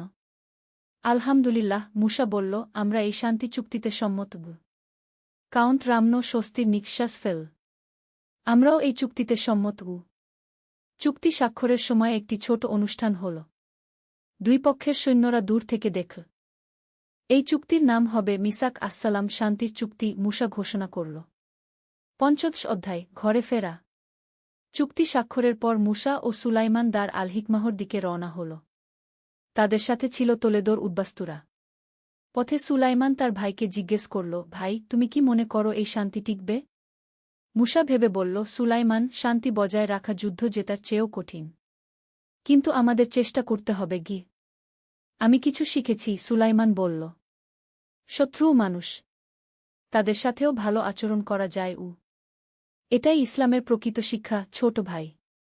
আমাদের নবী শাহ বলেছেন, তোমরা মানুষের সাথে সুন্দর আচরণ করো। গ্রামে পৌঁছতে পৌঁছতে সন্ধ্যা হয়ে গেল। ইমাম আবু ইউসুফ ও হারুন তাদের জন্য অপেক্ষা করছিল। আলহামদুলিল্লাহ, আমার ছেলেরা নিরাপদে ফিরে এসেছে, ইমাম সাহেব আবেগপ্রবণ কণ্ঠে বলল। সুলাইমান তার পিতার পা ছুঁয়ে সালাম করল। পিতা, আমি অনেক কিছু শিখেছি। কি শিখেছ, বাছা? শিখেছি যে জিহাদ মানে শুধু তরবারি নিয়ে লড়াই না। মানুষের সেবা করাও জিহাদ। অন্যায়ের বিরুদ্ধে দাঁড়ানোও জিহাদ। নিজের মনের খারাপ চিন্তার বিরুদ্ধে লড়াই করাও জিহাদ। ইমাম সাহেবের চোখে খুশির অশ্রু এল। মাশাআল্লাহ, তুমি প্রকৃত জিহাদের অর্থ বুঝেছ। ষোড়শ অধ্যায় নতুন সূর্যোদয়। কয়েক মাস পরে দার আল হিকমাহ গ্রামে একটা ছোট্ট হাসপাতাল তৈরি হল। সুলাইমান সেখানে ডাক্তার হিসেবে কাজ শুরু করল। শুধু মুসলমানরা নয়, খ্রিস্টান এলাকা থেকেও মানুষ চিকিৎসার জন্য আসত। একদিন একটা খ্রিস্টান পরিবার এল। তাদের ছোট মেয়েটি খুব অসুস্থ। ডাক্তার সাহেব, আমাদের মেয়েকে বাঁচান, বাবা কাঁদতে কাঁদতে বলল। সুলাইমান পুরো মনোযোগ দিয়ে শিশুটির চিকিৎসা করল। কয়েক দিনের চিকিৎসার পর শিশুটি সুস্থ হয়ে উঠল। কত টাকা লাগবে, বাবা জিজ্ঞেস করল। কিছু লাগবে না, সুলাইমান বলল। আল্লাহর শুকরিয়া যথেষ্ট। খ্রিস্টান পরিবারটি অবাক হয়ে গেল। কিন্তু আমরা তো ভিন্ন ধর্মের। মানুষের সেবায় কোনো ধর্মের বাধা নেই, সুলাইমান হেসে বলল। এই ঘটনার পর সুলাইমানের খ্যাতি ছড়িয়ে গেল। মানুষ তাকে হাকিম আরহমাহ দয়ালু ডাক্তার বলে ডাকতে শুরু করল। সপ্তদশ অধ্যায় রদ্রিগোর ভিজিট। 1 বছর পর রদ্রিগো দার আল হিকমাহ গ্রামে এল। সে এখন একজন বাণিজ্যিক দূত। 2 অঞ্চলের মধ্যে ব্যবসা বাণিজ্যের তদারকি করে। সুলাইমান, রদ্রিগো খুশিতে চিৎকার করে উঠল। রদ্রিগো, আমার বন্ধু। সুলাইমান তাকে জড়িয়ে ধরল। আমি তোমার হাসপাতালের কথা শুনেছি। দারুণ কাজ করছ। আলহামদুলিল্লাহ। আল্লাহ তৌফিক দিয়েছেন গু। রদ্রিগো একটা প্রস্তাব নিয়ে এসেছিল। সুলাইমান, আমি চাই তুমি আমাদের এলাকায়ও একটা হাসপাতাল তৈরি করো। আমাদের সেখানে ভালো ডাক্তারের অভাব গু। সুলাইমান ভাবল, এটা 2 সম্প্রদায়ের মধ্যে সম্পর্ক আরও ভালো করবে। আমি আমার পিতার সাথে আলোচনা করে জানাব। ইমাম সাহেবের অনুমতি পেয়ে সুলাইমান খ্রিস্টান এলাকায় একটি ছোট মেডিকেল ক্যাম্প খুল। সপ্তাহে 2 দিন সে সেখানে যেত। অষ্টাদশ অধ্যায় বট পরীক্ষা। 2 বছর পর একটা বট পরীক্ষা এল। উত্তর আফ্রিকা থেকে একদল মুসলিম যোদ্ধা এল। তারা শান্তি চুক্তি মানতে চায় না। তারা চায় সব খ্রিস্টানদের এখানে থেকে তাড়িয়ে দিতে। তাদের নেতা হামিদ ইবনে ইউসুফ মুসার কাছে এল। মুসা ভাই, আপনি খ্রিস্টানদের সাথে চুক্তি করে ভুল করেছেন। এরা আমাদের শত্রু। এদের সাথে কোনো সমঝোতা হতে পারে না গি। মুসা শান্ত কণ্ঠে উত্তর দিল, হামিদ ভাই, ইসলাম আমাদের শিখিয়েছে ইনসাফের সাথে চলতে। যারা আমাদের সাথে শান্তিতে থাকতে চায় তাদের সাথে আমরাও শান্তিতে থাকব। কিন্তু এরা কাফির। হ্যাঁ, তারা আমাদের ধর্ম মানে না। কিন্তু আল্লাহ বলেছেন, দিনের ব্যাপারে কোনো জোরজবরদস্তি নেই। তারা যদি আমাদের উপর আক্রমণ না করে, আমরাও তাদের উপর আক্রমণ করব না গি। হামিদ রাগে ফেটে পড়ল। আপনি খ্রিস্টানদের বন্ধু হয়ে গেছেন। আপনার মুসলমানিত্ব নিয়ে সন্দেহ আছে। এই কথায় মুসার চোখে আগুন জ্বলে উঠল। কিন্তু সে নিজেকে সংযত রাখল। হামিদ ভাই, আপনি আমার ঈমান নিয়ে প্রশ্ন তুলতে পারেন না। আমি আল্লাহ ও তার রাসূলের নির্দেশ অনুসরণ করে চলি। 49 অধ্যায় সমাধানের পথ। হামিদ ও তার অনুসারীরা চলে গেলেও সমস্যার সমাধান হল না। তারা গোপনে খ্রিস্টান এলাকায় আক্রমণের পরিকল্পনা করতে লাগল। সুলাইমান এই খবর পেল রদ্রিগোর কাছ থেকে। সুলাইমান, আমাদের গুপ্তচরেরা খবর দিয়েছে যে কিছু মুসলিম যোদ্ধা আমাদের গ্রামে আক্রমণের পরিকল্পনা করছে। তুমি কি করো? সুলাইমান গভীর চিন্তায় পড়ে গেল। একদিকে তার নিজের ধর্মের মানুষ, অন্যদিকে নিরীহ মানুষদের রক্ষা করার দায়িত্ব। রদ্রিগো, আমি আমার ভাইয়ের সাথে কথা বলবো। কিন্তু তুমিও তোমার লোকদের বলো তারা যেন কোনো উস্কানিতে না আসে গি। সুলাইমান মুসার কাছে গেল। ভাই, একটা বড় সমস্যা দেখা দিয়েছে গি। সবকিছু শুনে মুসা বলল, এই হামিদ আমাদের শান্তি নষ্ট করতে চায়। আমাদের কিছু করতে হবে। কি করবে? আমি হামিদের সাথে একটা খোলা বিতর্কের আয়োজন করব। লোকজনের সামনে প্রমাণ করব কোনটা ইসলামের সঠিক নির্দেশনা গে। পরের জুমুয়ার দিন মসজিদে একটা বিশেষ আলোচনা সভার আয়োজন করা হল। হামিদ ও মুসা দুজনেই তাদের মতামত পেশ করল। হামিদ বলল, ভাইয়েরা, কাফিরদের সাথে বন্ধুত্ব করা হারাম। আমাদের তাদের সাথে লড়াই করতে হবে গু।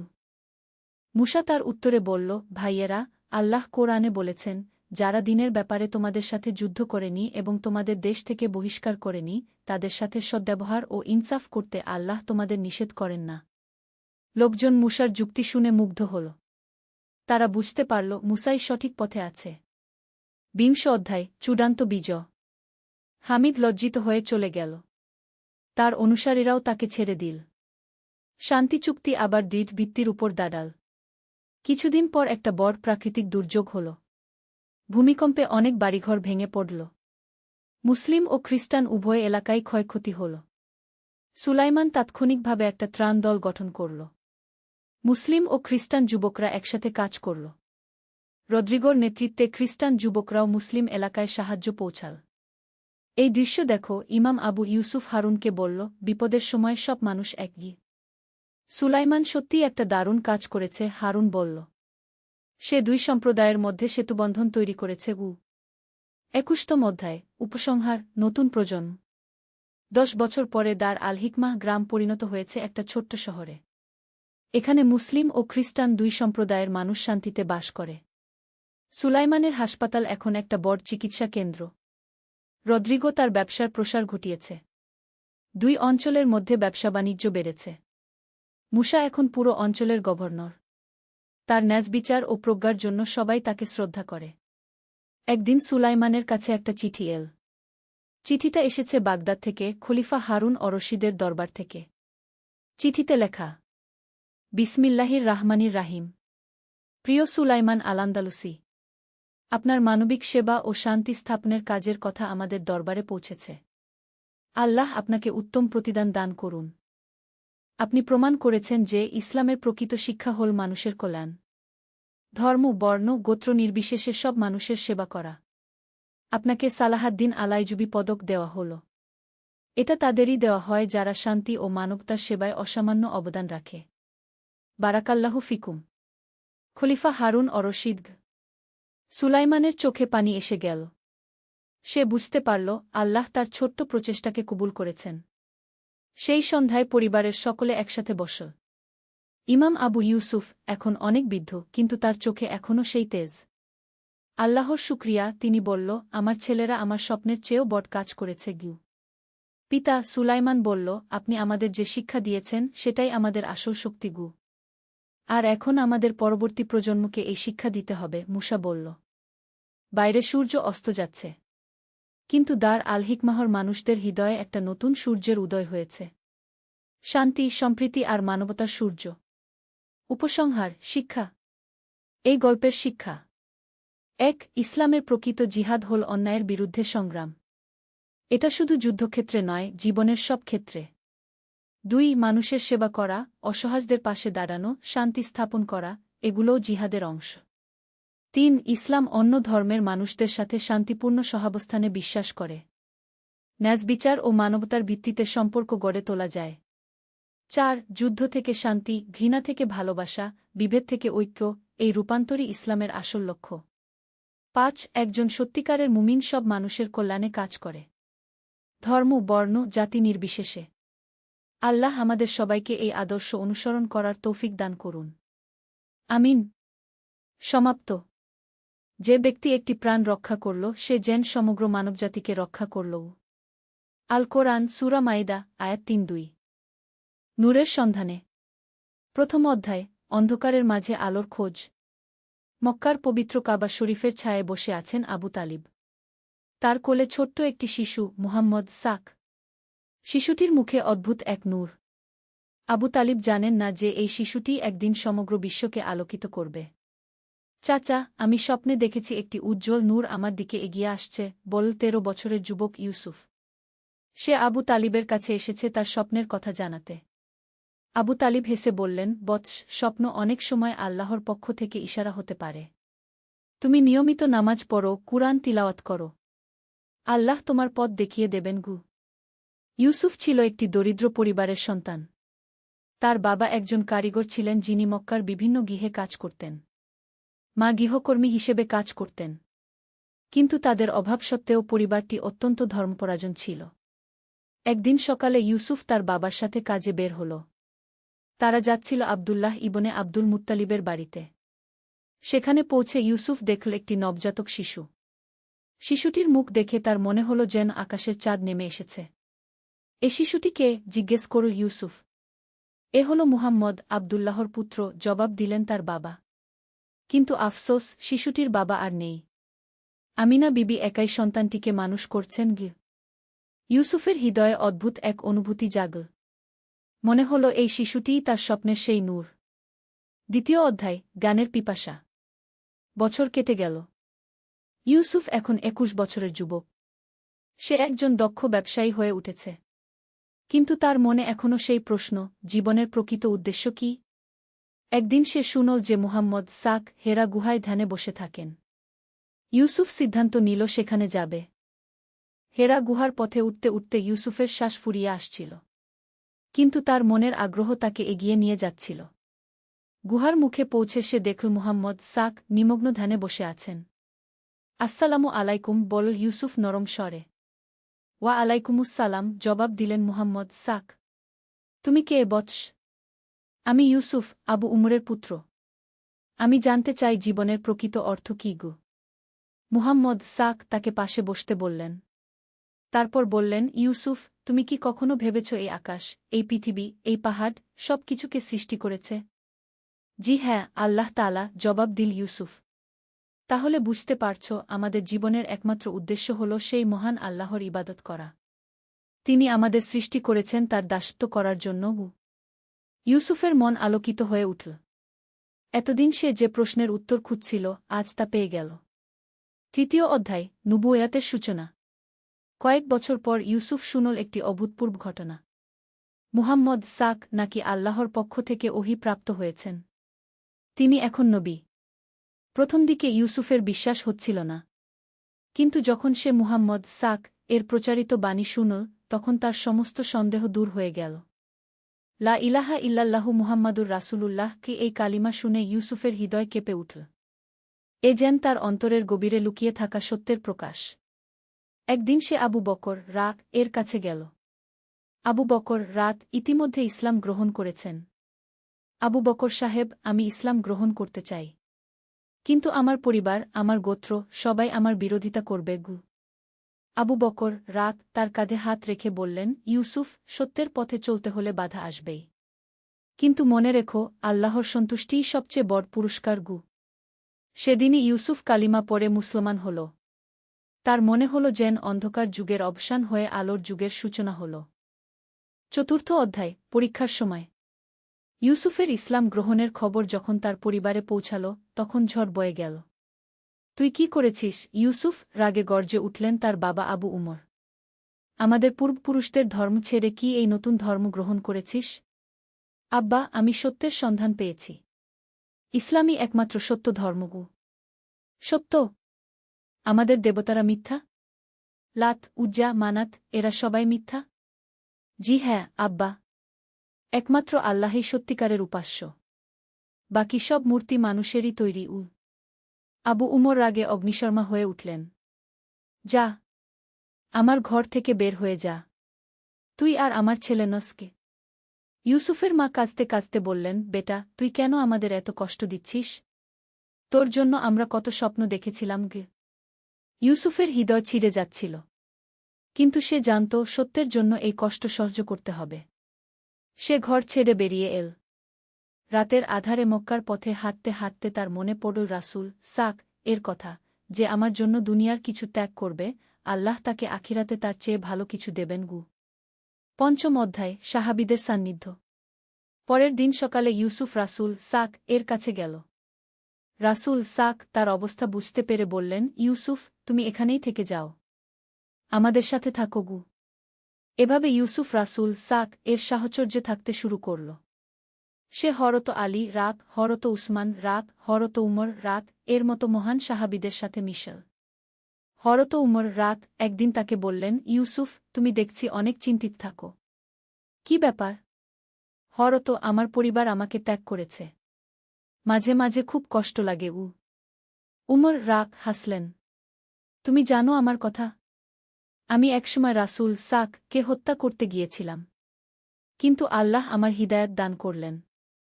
আজ আমি তার সবচেয়ে কাছের সাহাবী। আল্লাহর কুদরত দেখো। ইউসুফের মনে সাহস ফিরে এল।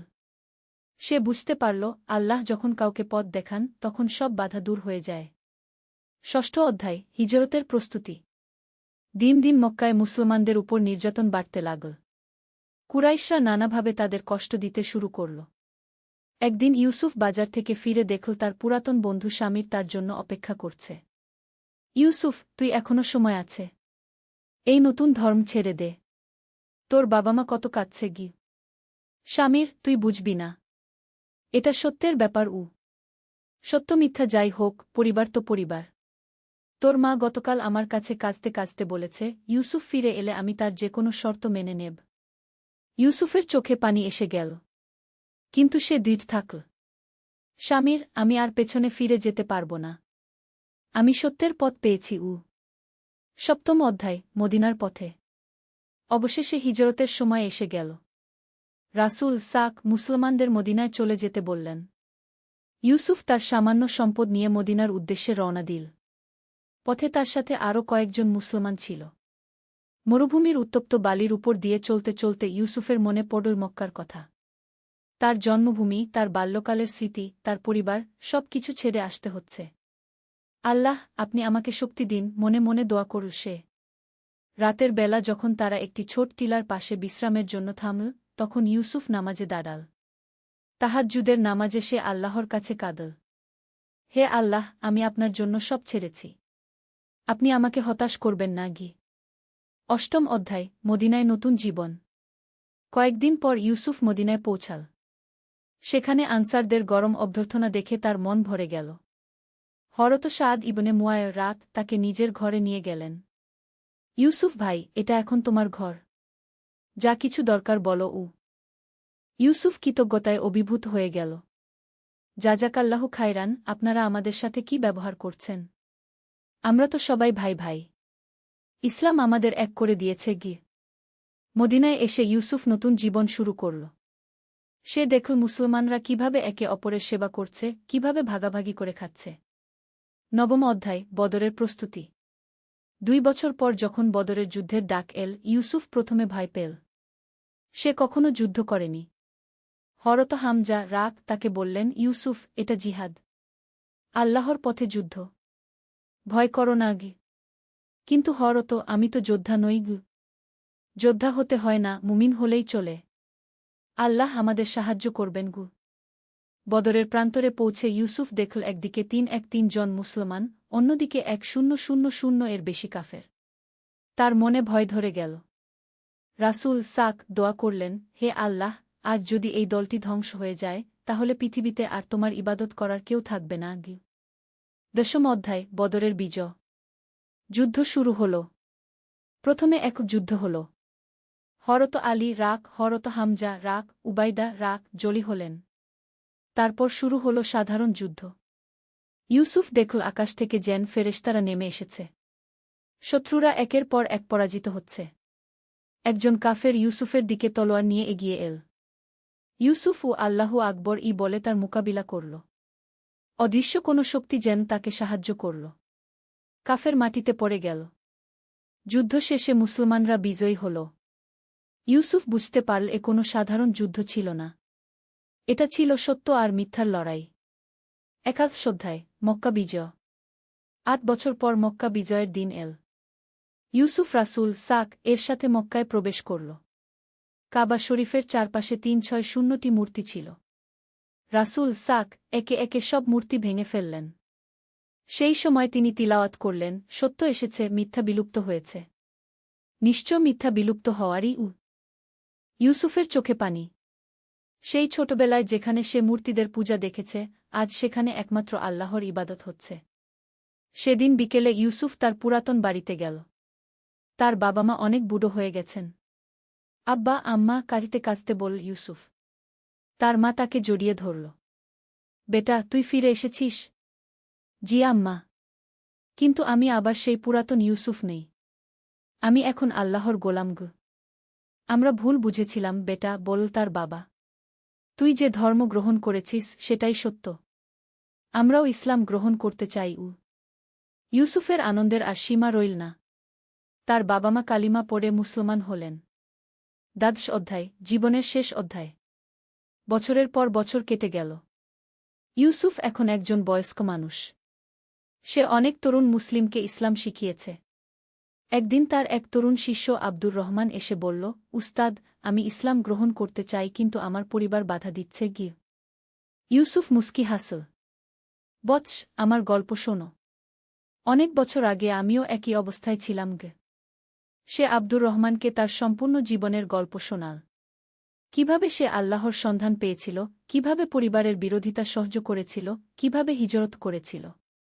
মনে রেখো, বল ইউসুফ, সত্যের পথে চলতে হলে বাধা আসবেই। কিন্তু আল্লাহ যাকে হিদায়াত দেন তার জন্য পথ সহজ করে দেন। আব্দুর রহমান সেদিনই কালিমা পড়ে মুসলমান হল। ত্রয়োদশ অধ্যায়, আল্লাহর ডাক। ইউসুফের বয়স যখন 75, তখন সে অসুস্থ হয়ে পড়ল। ডাক্তাররা বলল তার বেশি সময় নেই। মৃত্যুশয্যায় শুয়ে ইউসুফ তার জীবনের কথা ভাবছিল। তার মনে পড়ল সেই ছোটবেলার স্বপ্ন যেখানে সে উজ্জ্বল নূর দেখেছিল। সেই নূরই তাকে সত্যের পথে নিয়ে এসেছিল। তার ছেলে আব্দুল্লাহ তার পাশে বসে কুরআন তিলাওয়াত করছিল। আব্বা, আপনার কিছু বলার আছে? ইউসুফ ধীরে ধীরে বলল, বেটা, আল্লাহ আমাকে অনেক কিছু দিয়েছেন। ইসলামের নেয়ামত, ভালো সন্তান, দীর্ঘ জীবন। আমি আল্লাহর কাছে কৃতজ্ঞ। আব্বা, আপনি সুস্থ হয়ে উঠবেন ইনশাআল্লাহ গু। ইউসুফ মাথা নাড়ল। না বেটা, আমার সময় এসে গেছে। কিন্তু আমি ভয় পাচ্ছি না। আমি আমার রবের সাথে মিলিত হতে যাচ্ছি গু। রাতের শেষ প্রহরে ইউসুফ তাহাজ্জুদের নামাজ পড়ার চেষ্টা করল। কিন্তু শরীর সাড়া দিল না। তখন সে মনে মনে দোয়া করল, আল্লাহুম্মা আন্তাস সালামু ওয়া মিনকাস সালাম গু। হে আল্লাহ, আপনিই শান্তি এবং আপনার পক্ষ থেকেই শান্তি আসে। হঠাৎ তার মনে হল ঘরে অদ্ভুত এক নূর ছড়িয়ে পড়েছে। সেই নূর যেন তার শৈশবের স্বপ্নের নূর। তার হৃদয় শান্ত হয়ে গেল। লা ইলাহা ইল্লাল্লাহ কি এই কালিমা উচ্চারণ করতে করতে ইউসুফ চিরকালের জন্য নিমিলিত হয়ে গেল। 14 অধ্যায়, উত্তরাধিকার। ইউসুফের জানাজায় পুরো মদিনা শহরের মুসলমানরা এসেছিল। তার ছেলে আব্দুল্লাহ, তার শিষ্যরা, তার বন্ধুরা, সবাই কাঁদছিল। ইমাম জানাজার নামাজ শেষে বললেন, ইউসুফ ভাই ছিলেন একজন আদর্শ মুসলিম। তিনি ইসলামের জন্য তার সব কিছু ত্যাগ করেছিলেন। আল্লাহ তাকে জান্নাত দান করুন। কবর থেকে ফিরে আব্দুর রহমান, যে একসময় ইউসুফের শিষ্য ছিল, আব্দুল্লাহকে বলল, তোমার আব্বা আমার জীবন পরিবর্তন করে দিয়েছিলেন। আমি তার কাছে কৃতজ্ঞ। আব্দুল্লাহ বলল, আমার আব্বা সবসময় বলতেন, ইসলামের আসল সৌন্দর্য হল এটা মানুষের জীবনকে অর্থবহ করে তোলে গু। ৫০ অধ্যায়, বংশধরদের গল্প। ৫০ বছর পর ইউসুফের নাতি জাকারিয়া একজন বিখ্যাত আলেম হয়েছে। সে মক্কায় এসেছে হজ্জ করতে। কাবা শরীফের তওয়াফ করতে করতে তার মনে পড়ল দাদুর কথা। দাদু তাকে অনেক গল্প বলেছিলেন ইসলামের প্রাথমিক যুগের। তওয়াফ শেষে সে হাতিমে বসে দোয়া করল, হে আল্লাহ, আমার দাদুর মতো আমাকেও সত্যের পথে অবিচল রাখুন গু। পাশে একজন তরুণ বসেছিল যে দেখতে দুশ্চিন্তাগ্রস্ত। জাকারিয়া তাকে জিজ্ঞেস করল, ভাই, আপনার কোনো সমস্যা? তরুণটি বলল, আমি ইব্রাহিম। আমি নতুন মুসলিম হয়েছি। কিন্তু আমার পরিবার আমাকে বর্জন করেছে। মাঝে মাঝে মনে হয় আমি ঠিক করেছি তো। জাকারিয়া হাসল। ইব্রাহিম ভাই, আমার দাদুর গল্প শোনেন। এরপর সে ইউসুফের সম্পূর্ণ জীবনের গল্প বলল। কিভাবে তিনি পরিবারের বিরোধিতা সহ্য করেছিলেন, কিভাবে সত্যের পথে অবিচল থেকেছিলেন। মনে রাখবেন, বল জাকারিয়া, আল্লাহর পথে কোনো কষ্টই বৃথা যায় না। প্রতিটি কষ্টের বিনিময় আছে গি। ইব্রাহিম শান্ত হয়ে গেল। তার মনে সাহস ফিরে এল। ১৬ অধ্যায়, চিরন্তন বার্তা। আরও ১০০ বছর পর পৃথিবী অনেক বদলেছে, কিন্তু ইসলামের বার্তা একই রয়েছে। এক তরুণ মুসলিম ইতিহাসবিদ আহমেদ ইউসুফের জীবনী নিয়ে গবেষণা করছেন। তিনি পুরাতন কিতাব ঘেঁটে ইউসুফের গল্প সংগ্রহ করেছেন। কি অসাধারণ জীবন, ভাবলেন আহমেদ। একজন সাধারণ যুবক কিভাবে ইসলামের জন্য সব কিছু ত্যাগ করল, কিভাবে পরিবারের বিরোধিতা সহ্য করল। তিনি তার গবেষণাপত্রে লিখলেন, ইউসুফের জীবন আমাদের শেখায় যে সত্যের জন্য যে কোনো ত্যাগ স্বীকার করা যায়। তার জীবনের মূল বার্তা হল, আল্লাহর সন্তুষ্টিই সবচেয়ে বড় পাওয়া। ১৭ অধ্যায়, আধুনিক যুগে প্রভাব।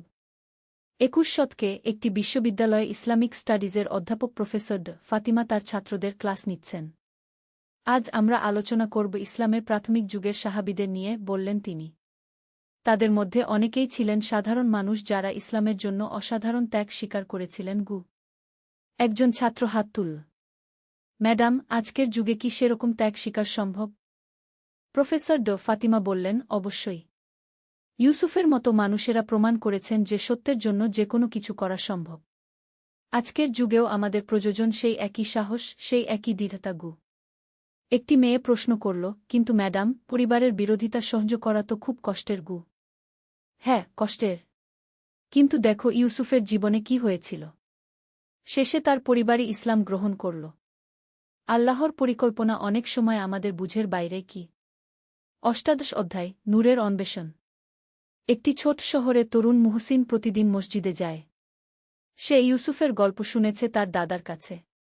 একদিন সে তার বন্ধু রাফিকে বলল, রাফি, তুই জানিস ইউসুফের গল্প? কিভাবে সে সত্যের সন্ধান পেয়েছিল? রাফি বলল, হ্যাঁ, শুনেছি। কিন্তু আমার মনে হয় এইসব পুরাতন কথা। আজকের যুগে এত আবেগ দিয়ে ধর্ম পালন করা যায় না গি। মুহসিন মাথা নাড়ল। তুই ভুল বলছিস। ইসলামের সত্য কখনো পুরাতন হয় না। ইউসুফের গল্প আজও প্রাসঙ্গিক। সেদিন রাতে মুহসিন তাহাজ্জুদের নামাজে দাঁড়িয়ে দোয়া করল, হে আল্লাহ, আমাকে ইউসুফের মতো সত্যের পথে অবিচল রাখুন গু। ১৯তম অধ্যায়, বিশ্বব্যাপী প্রভাব। ইন্টারনেটের যুগে ইউসুফের গল্প বিশ্বের বিভিন্ন প্রান্তে পৌঁছে গেছে। আমেরিকায় এক তরুণ জন স্মিথ ইসলাম গ্রহণ করার পর তার নাম রাখল ইউসুফ। তার খ্রিস্টান পরিবার তাকে বর্জন করল। কিন্তু সে ভুলে যায়নি মূল ইউসুফের গল্প। সেই গল্প তাকে শক্তি দিয়েছে। ইউরোপে আয়শা নামের এক মেয়ে হিজাব পরা শুরু করল। তার পরিবার, বন্ধুরা বিরোধিতা করল। কিন্তু ইউসুফের গল্প তাকে অনুপ্রাণিত করেছে। এশিয়া, আফ্রিকা, অস্ট্রেলিয়া সব মহাদেশে ইউসুফের গল্প মানুষদের সাহস জুগিয়েছে। ২০তম অধ্যায়, চূড়ান্ত বার্তা। একটি আন্তর্জাতিক ইসলামিক কনফারেন্সে প্রখ্যাত আলেম আব্দুর রহমান আল-মাদানী তার বক্তব্য রাখছেন। প্রিয় ভাইয়েরা ও বোনেরা, বলছেন তিনি, আজ আমি আপনাদের সাথে একটি সাধারণ মানুষের অসাধারণ গল্প শেয়ার করতে চাই, যার নাম ইউসুফ। সারা হলে নিস্তব্ধতা। হাজারো মানুষ মনোযোগ দিয়ে শুনছে। ইউসুফের গল্প আমাদের শেখায় যে ইসলাম শুধু একটি ধর্ম নয়, এটা জীবনযাপনের পূর্ণাঙ্গ পদ্ধতি। এটা আমাদের জীবনকে অর্থবহ করে তোলে। তিনি পরিবারের ভালোবাসা ত্যাগ করেছিলেন আল্লাহর ভালোবাসার জন্য।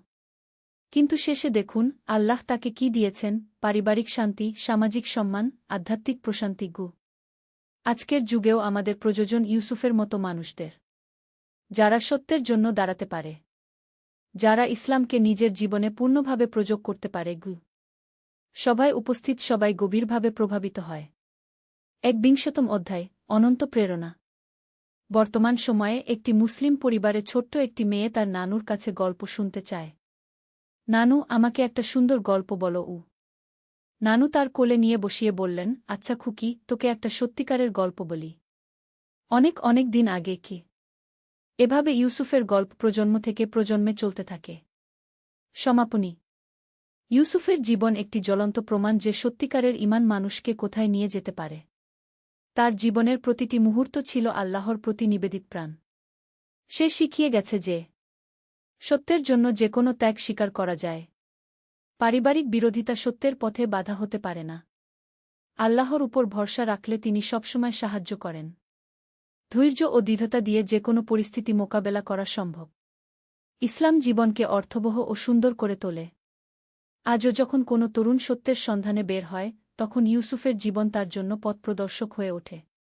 তার গল্প অনুপ্রাণিত করে, সাহস যোগায়, বিশ্বাস দৃঢ় করে। সেই ছোট্ট শিশুটি যাকে একদিন নূরের আলো ভরা দেখেছিল ইউসুফ, সেই নূরই তার জীবনকে আলোকিত করেছিল। আর সেই আলো আজও জ্বলছে লক্ষ কোটি মানুষের হৃদয়ে। হে আল্লাহ, আমাদের হেদায়েতপ্রাপ্তদের অন্তর্ভুক্ত করুন। শেষ কথা, ইউসুফের এই গল্প কাল্পনিক হলেও এর প্রতিটি অংশ ইসলামের প্রাথমিক যুগের বাস্তব ঘটনা ও চরিত্রদের উপর ভিত্তি করে রচিত।